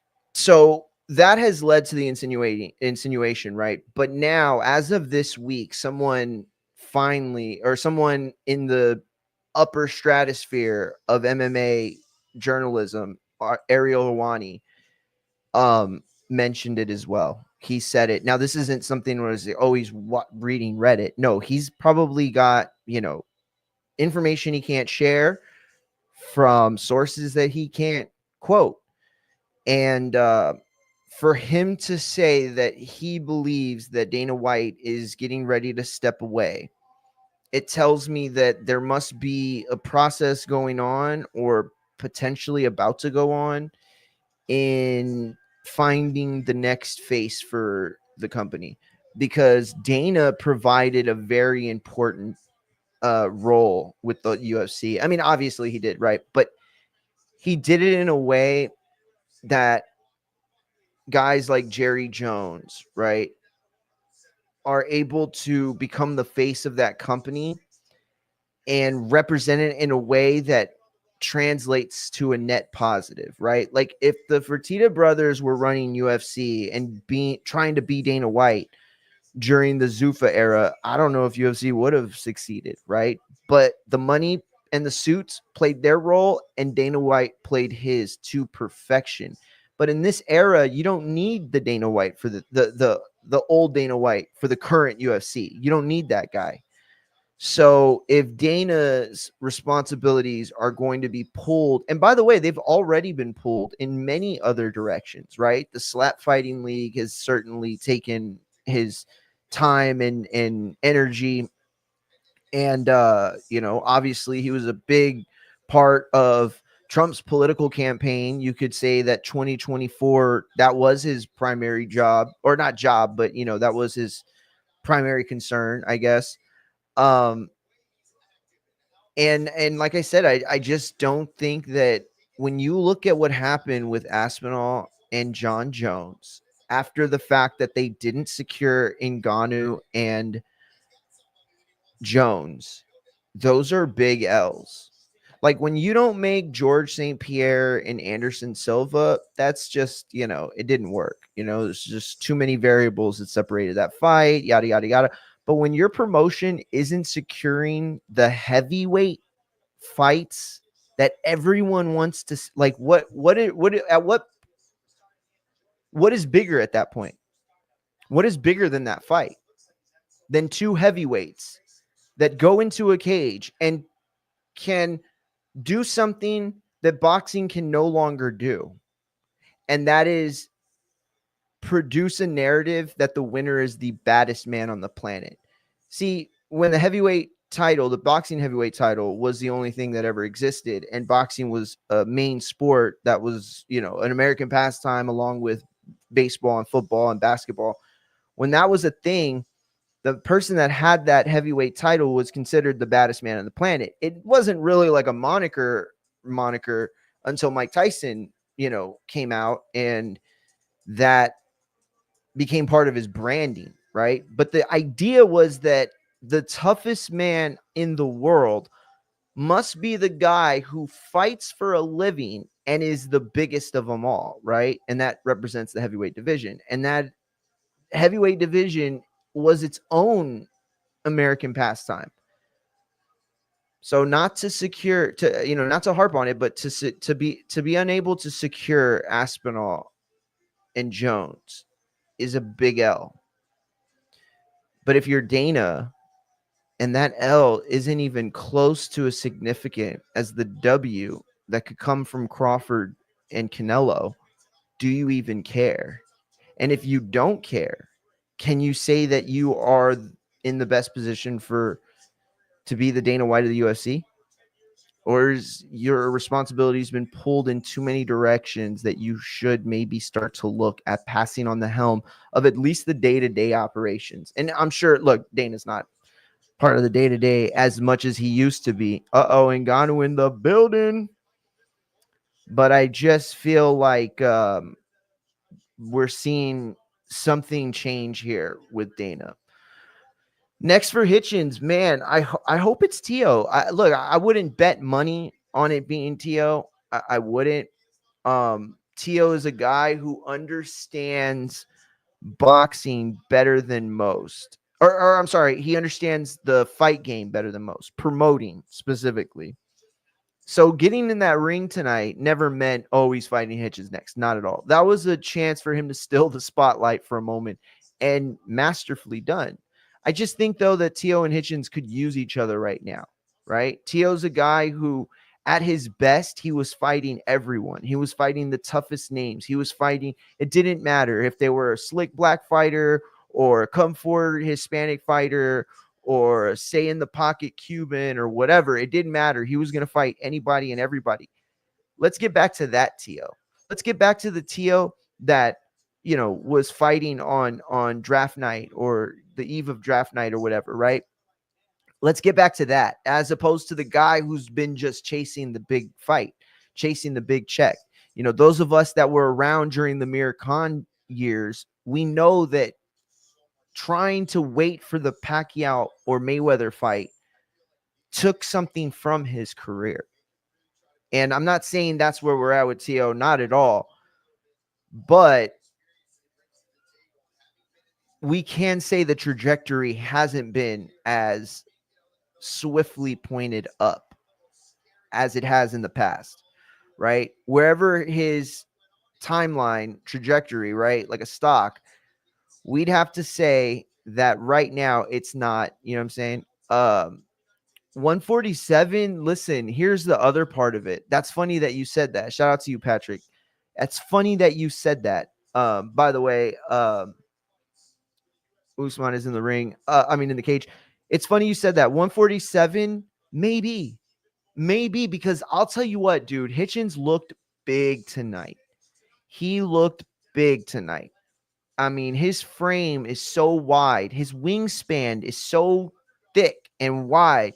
Pause. But at the end of the day, bro, like, he was tough to beat with the game plan that he established based off of the jab that he established, right? But when you have a jab that is designed to come from such a long range and such a compact um basics, you are going to get hit with a sharper and harder jab than you're used to, right? When you're fighting somebody bigger. So it's like if you're in a certain range and you get popped with that jab, you know that based off of how far you are from that guy, you're going to feel the impact, a varying amount. With Hitchins, it feels like he makes that jab count no matter where he is at. And so, yeah, bro, I don't know. 147, you might be fucking dead on with that. Good call. Good call. Bro, yo, please, will y'all please go follow me on fucking YouTube or Twitch? I'm tired of these people, bro. I need these people gone. I need wrenches, bro. Machine Gun Matt and Super Mex are the champs, but sometimes they got, the fam and the kids, and I mean, they got to be playing super dad or being super dad and uncle and shit. So, but I just need people to tap in and help me with these weirdos. All right, here we go, guys. Joaquin Buckley, 21-6, 5'10", 171 pounds. He weighed in for the fight. And this is a big fight. This is a really big fight for Usman. It's a crossroads fight. I don't know if he can lose this fight and still and the thing is, it's a tough fight, bro. It's a tough fight. Bro, what he did to Kobe Covington, bro.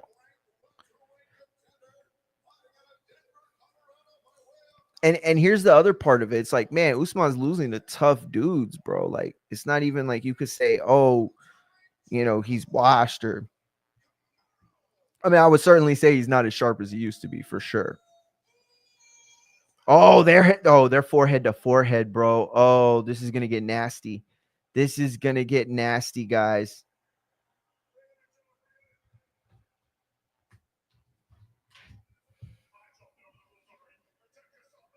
Uh-oh. Uh-oh. Yo, they are ready.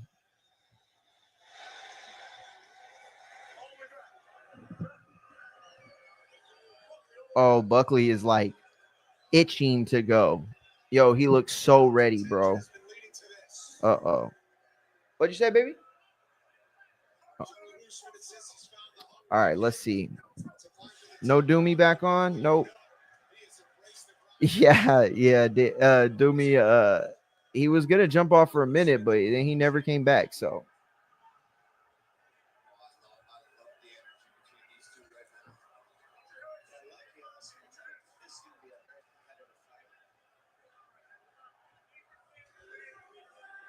all right. Round one, 4:35 left in the round one. In the welterweight main event, scheduled for 5. I don't know if we go there, but now Usman has successfully taken down Buckley. I mean, technically he hasn't gotten off his hand, but this is as good as a takedown is secured these days. This is weird. This is so weird. Buckley is not there. He is. Now he's on the ground. Yo, that was the long. Yo, that takedown glitched. Yo, Usman's takedown glitched in real time, bro. All right. Buckley's got him in half guard. He's figure forward his leg, or his left leg. Usman's, that is. Not anymore. And Buckley tried to escape out the side. I think he was trying to get under the half guard, but he did a pretty bad attempt at it.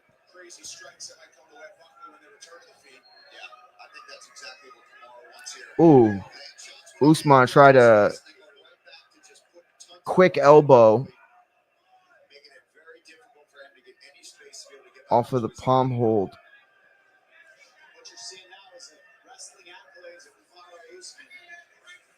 Oh yeah. See, and they said this is the wrestling accolades of Usman, and this is where Usman really established himself.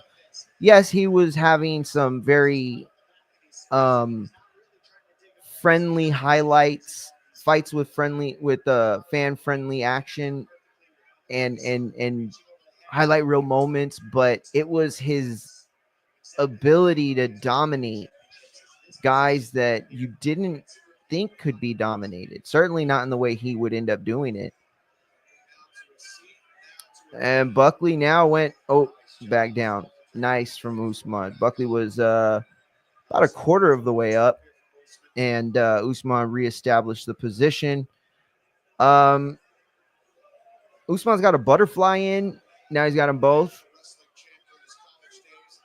And he is trying everything he can do to get Usman off of him. And this is what Usman is so good at, is keeping the distance close.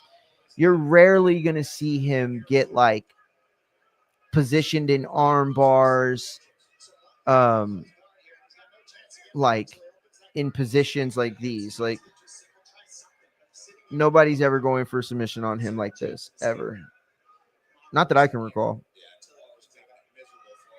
Yeah, that's the part. Like a lot of, boxing fans or even just like regular sports fans will watch this and be like, "Oh, he's not doing anything." No, dude.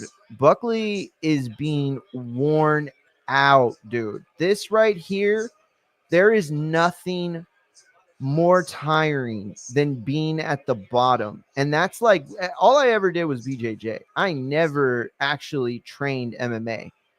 I mean, I sparred a few times, but it was all either takedowns or groundwork, or it was standing only. So we were only allowed to throw like, fist, knees, or fist and feet, and that was it. But I can tell you, just from rolling, bro, having a dude on you working, trying to get position, trying to gain that inch, fuck, it's exhausting. And so you're in this position, you're getting punched every once in a while, and getting little tiny moments of being rocked over and over that prevent you from, you know what I'm saying, like,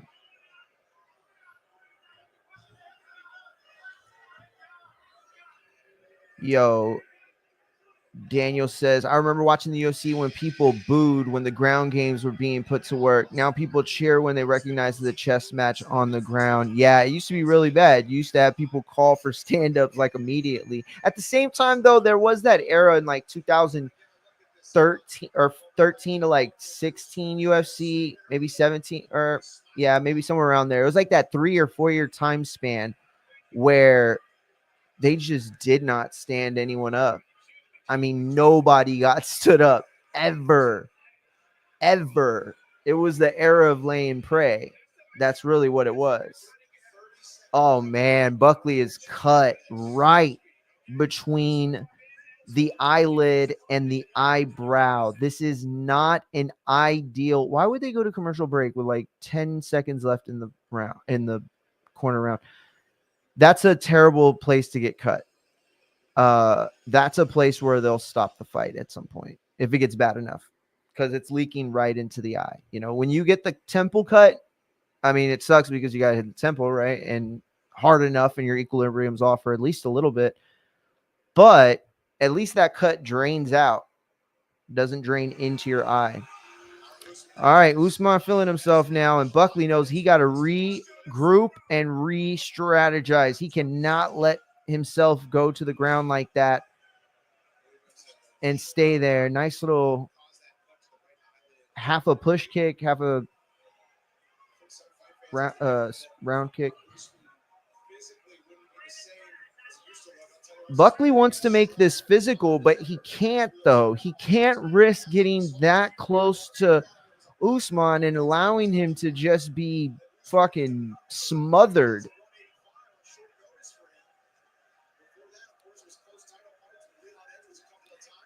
Usman let a right kick go, but it was blocked by Buckley. Buckley set up that pump fake from the left. He threw the jab, pump fake with the left so that he could step in to land that right uppercut. A beautiful shot, high level shot too, by the way.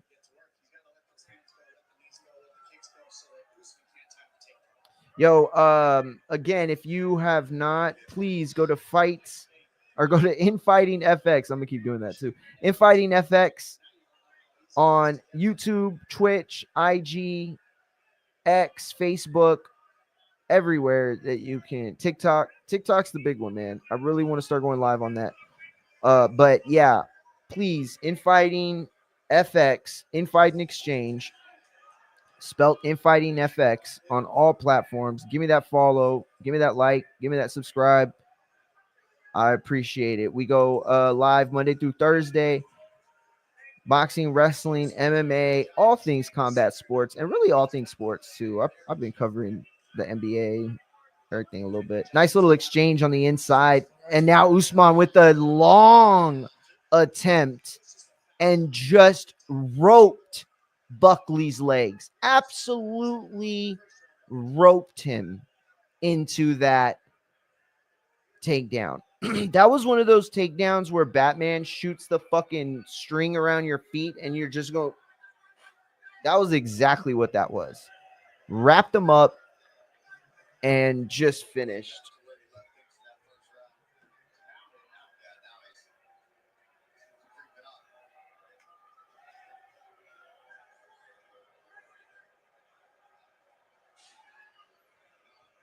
.230 left in round two.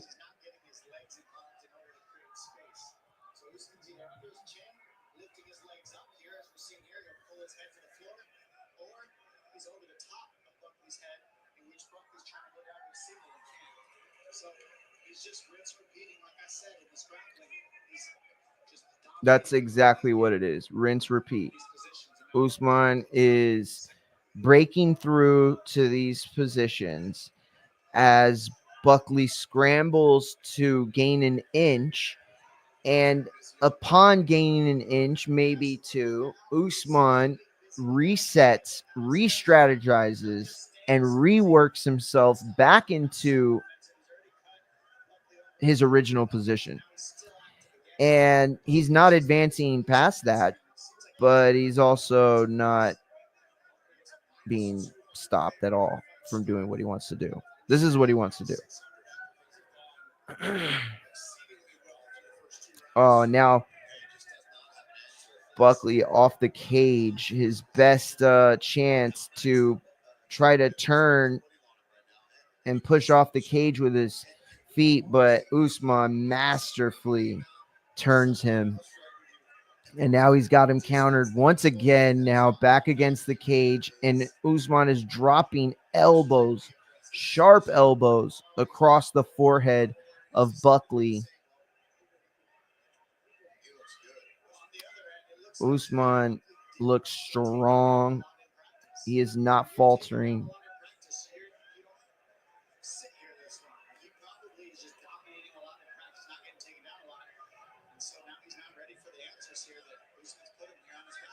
That's an interesting point they made.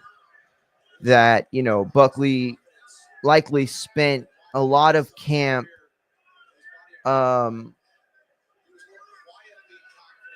his takedown defense and working on preventing being in this position, that he might not have put enough work into escaping this position. And if you're fighting a guy like Usman, it is a, you know, pretty good likelihood that you're gonna find yourself in this position if you're not. Oh, yo, he did the fucking drum.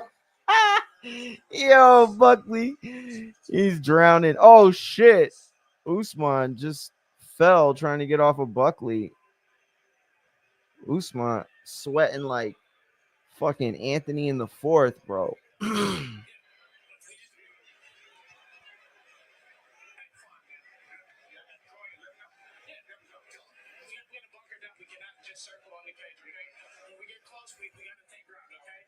Yeah, this is 2-0, and these are dominating rounds. Dominating rounds.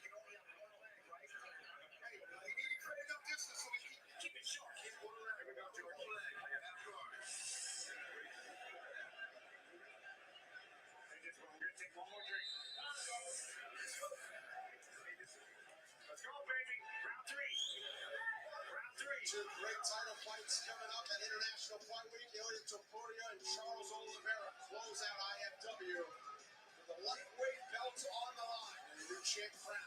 Flyweight title fight is on tap as well. That is not the fight I wanted for Aporia, but oh well. $10 off UFC 317. All right. Sidekick from Buckley coming out.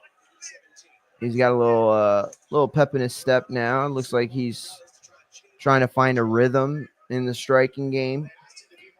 That's the problem, man. When you are a talented striker and that is your advantage over your opponent, but he has proven that he can stifle you, that he can smother you like a fucking newborn with a pillow. Jesus Christ, that was dark. I don't know where that came from. Oh, a big snapping right kick from Usman. Oh, Usman almost found himself into a counter left off of Buckley, but he threw the right. See, and you see what Buckley just did, right? He threw the exchange, and then immediately he's circling and he's going around. And part of that is because he can't afford to stay in and allow himself to get taken down while simultaneously working harder than he's used to in order to put himself in a position to land certain punches and kicks or certain strikes. He's circling the cage just like his corner told him not to, and now he just squared up and let some leather fly. It looked like he caught Usman with at least one clean shot, but Usman's still coming forward. Still looks fairly comfortable.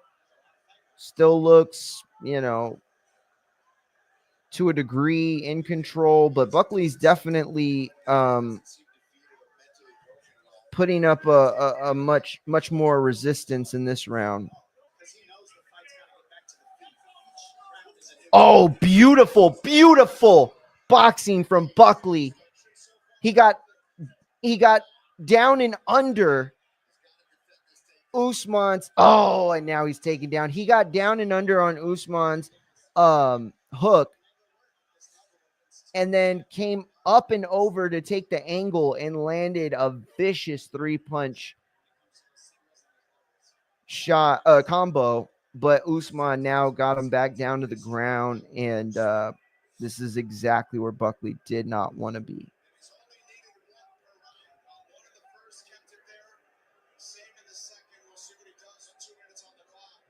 Sounds like a little bit of booing. And if it is, it's only because they saw how awesome that exchange was. And man, this fight's much different if it's standing. This isn't like Daniel's talked about chess matches on the ground, which I mean I love, and he's right. There's a respect for them now in this era that didn't exist 10 years ago. But this isn't that. This isn't Usman attempting. I mean, it's not that he's not attempting, but he's not mounting. He's not going for submissions. He's not, he's not trying to elevate his position. He is smothering. He is drowning. He's winning. He's beating him, but it's just, there's no, the problem for fans, I think casuals now, they know that there's no big dramatic ending for these positions. Usually what you're going to get is a swarming stoppage, right? A stoppage where you're being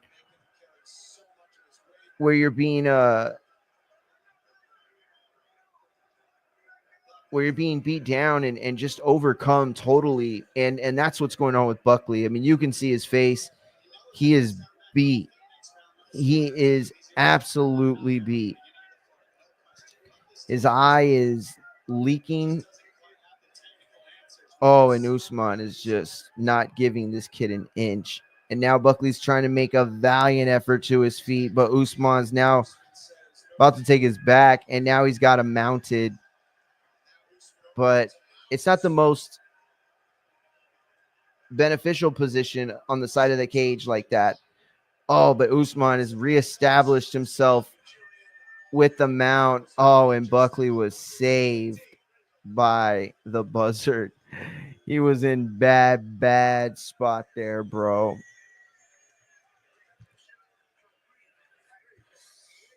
Oh, shout out to Eric Gomez. Shout out to Eric Gomez. Yeah, Doomy kicked it, but I don't know. He said he was coming back, but I don't think he's coming back, champs. But that's all right. We rocking out to the end of Usman. If you got to see Kambosos and yeah, shout out to the Boxing Biz. Hell yeah, champ. Um but yeah, if you got to see Hitchins and Kambosos, then you know that Hitchins had a great win tonight. Solid performance. Um Andy Cruz as well.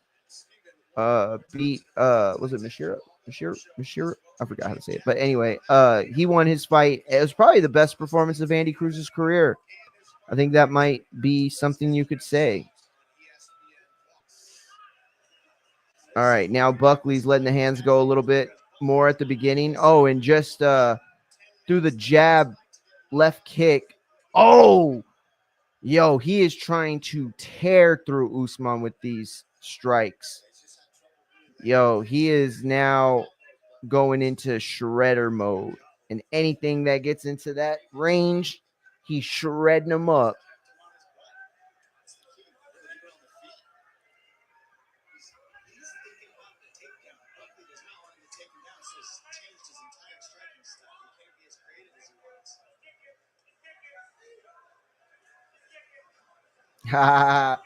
Champ, what's going on? Low Nose Boxing said Mario hip thrust.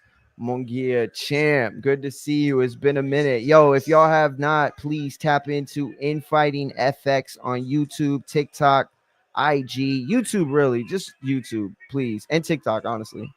But YouTube, it helps. For those that don't know, I got shadow banned a couple months ago now. So had to restart the whole channel from scratch. Infighting Exchange, spelled Infighting FX on all platforms. Tap in Monday through Thursday, boxing, wrestling, MMA, all things combat sports, right here, one channel. Yo, Usman's willing to strike a little bit in exchange with Buckley in a way that he hadn't been wanting to in the past 3 rounds. But that said, when you put 3 rounds to bed the way that Usman has, like, you won the fight. You won the fight. You won the 3 rounds. Oh, and Usman caught Buckley with a nice right hand. Yo, he swelled up Buckley so bad.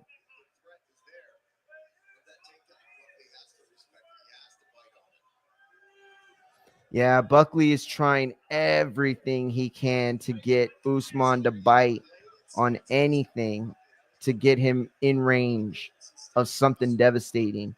And this is Buckley's only shot, is to land a submission or a knockout, because those first 3 rounds were clear Usman rounds. Buckley landed a nice right hand, but that's the thing, is he can't follow up. You know, the hardest thing to do is to follow up on a guy that you know can take you down and has taken you down, and not just take you down, but keep you down. See, that's the problem. It's like, if you've been able to stop one takedown attempt, which you haven't up until this point right here, he's still hanging on. He's still hanging on. Buckley is on the verge of being taken down, but he has established a strong base for, I wouldn't say a strong base, but strong enough base to prevent Usman. But no, that was it. It was always there, honestly. He just needed the right time to take it. And Buckley back to where he has spent a large majority of the fight.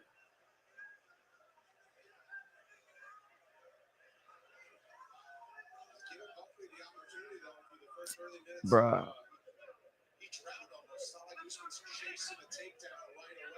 Yeah, that's the hardest part for him. It's like Usman's not telegraphing takedowns or takedown attempts, or I mean, anytime he attempts to shoot before Buckley even realizes,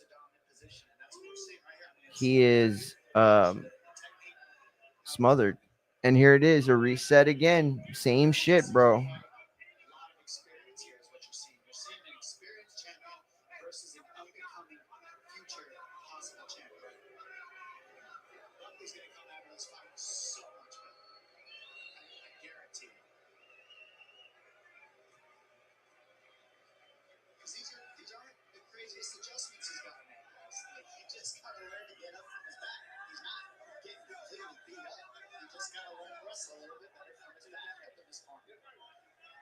A little bit better. You think he needs to learn to wrestle a little bit better from his back?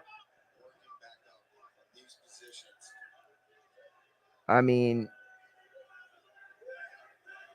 it would be nice if Usman could try and finish it in the fifth. I mean, that would be not the smartest approach for a professional fighter. Taking those gambles when you got 4 in the bag and there's no way this dude could beat you on the scorecards, because that's where we are in this fight. I mean, you can knock this down. You could knock this dude down 3 times in this round and still lose the fight.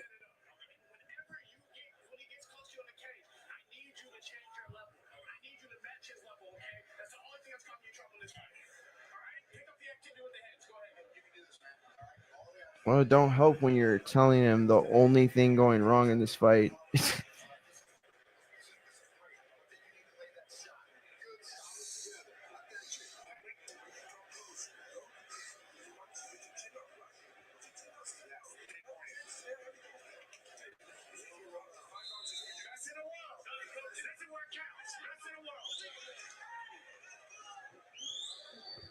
All right.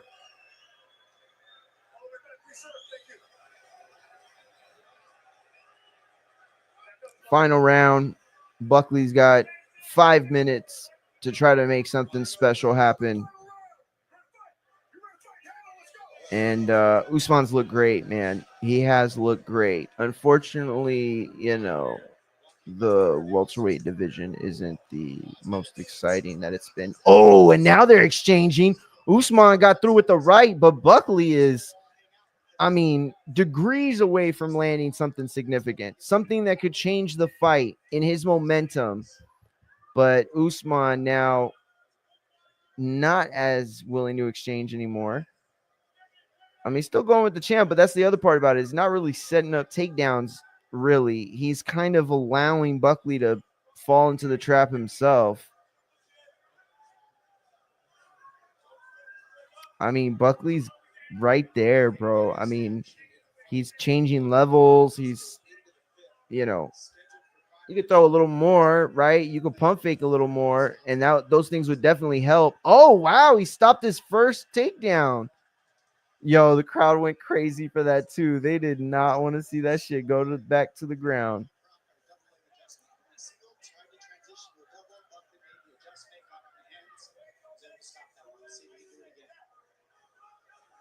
There's just like there's like very little. The inspiration in the welterweight division doesn't exist in a way that it used to. I mean, don't get me wrong, that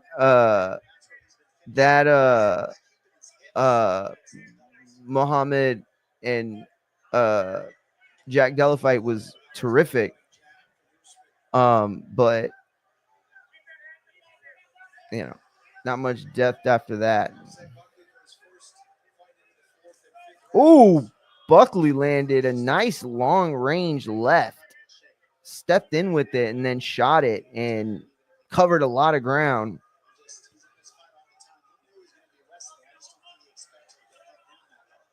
Yeah, Buckley definitely did not expect to spend as much time on his back as he did. Oh, man, Usman just grabbed the leg with no issue. But Buckley is fighting it off. Wow, second takedown stopped. And the crowd again is going crazy that they don't have to watch him lay and pray. Oh, and this is not going to get stopped. He got down. Oh, but he sprawled. Oh, he threw a knee off the back. Oh, a big uppercut and a left on Usman.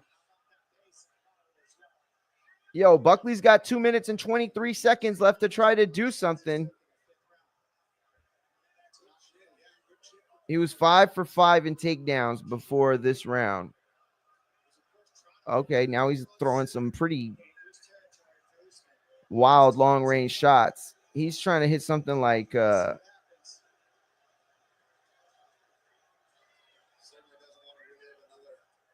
oh, and Buckley just walked into a Usman left, and then he landed the right. Buckley came crashing in with a hook. Oh, and they both went. That looked like a headbutt clash. And now Usman's got Buckley up against the cage, nowhere where Buckley wants to be. With a minute 30 left in the fight, the kid is busted in the mouth, in the eye, and he has escaped Usman's grip again. Crowd again, loving it, loving that they're gonna at least exchange. Oh, a vicious body shot, a vicious right and then left body shot from Buckley onto Usman, followed by a left hand from Buckley. Usman doesn't look affected at all. Honestly, he does not look affected at all.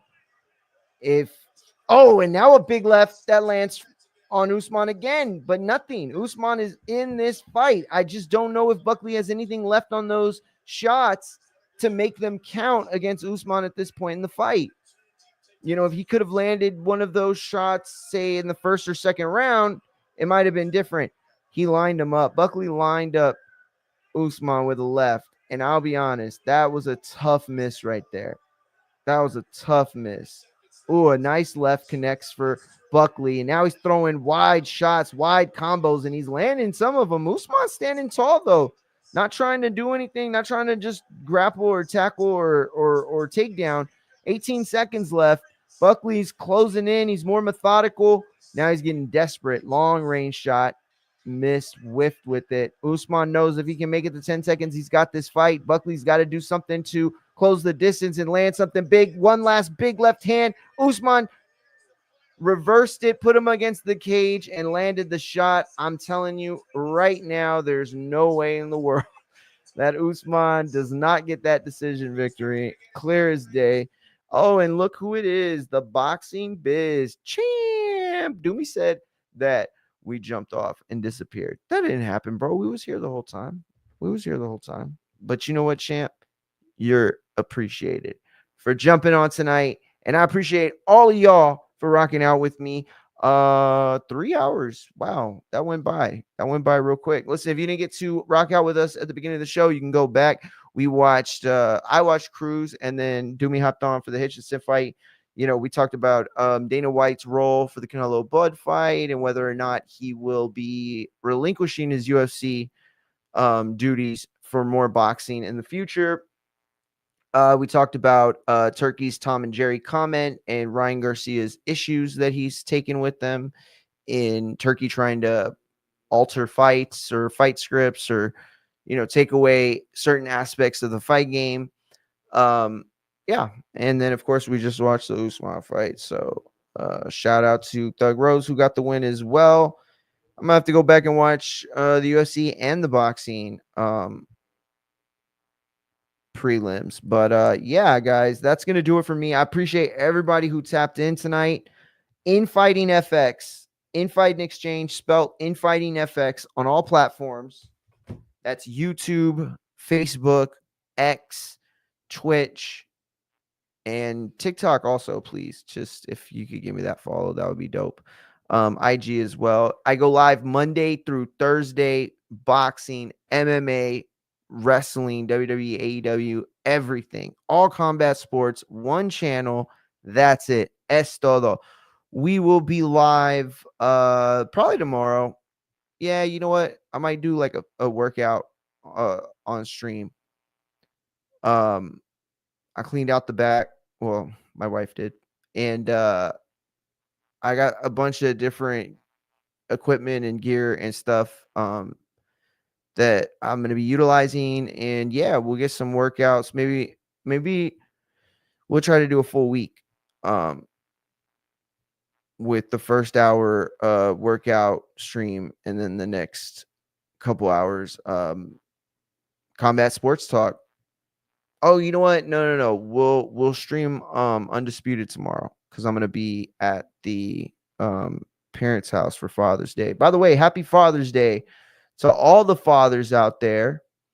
Shout out Daniel. Appreciate you, champ. Appreciate everybody that was in the chat tonight. Low Nose Boxing champ. Good to hear from you. Daniel Barajas, Eric Gomez, champ. Shout out to Patrick Allen.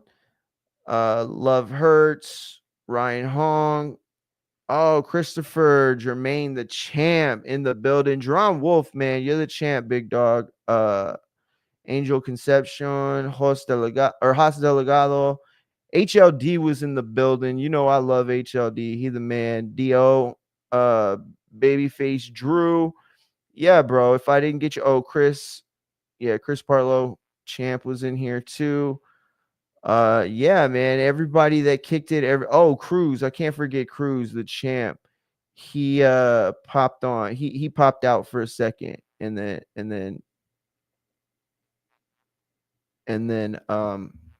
paid us that visit. So he's the champ for that. But yeah, Infighting FX, all social medias. Hit the like, hit the subscribe, hit the follow, share it. And just know that the link is always open. You jump on, you get your call. You can talk about any topic you want, even if it ain't what's on the title. And so, yeah, Doomy and I will probably be back together. He just texted me, asked me if you want to do it tomorrow. So maybe we'll stream together tomorrow, probably. But until then, peace.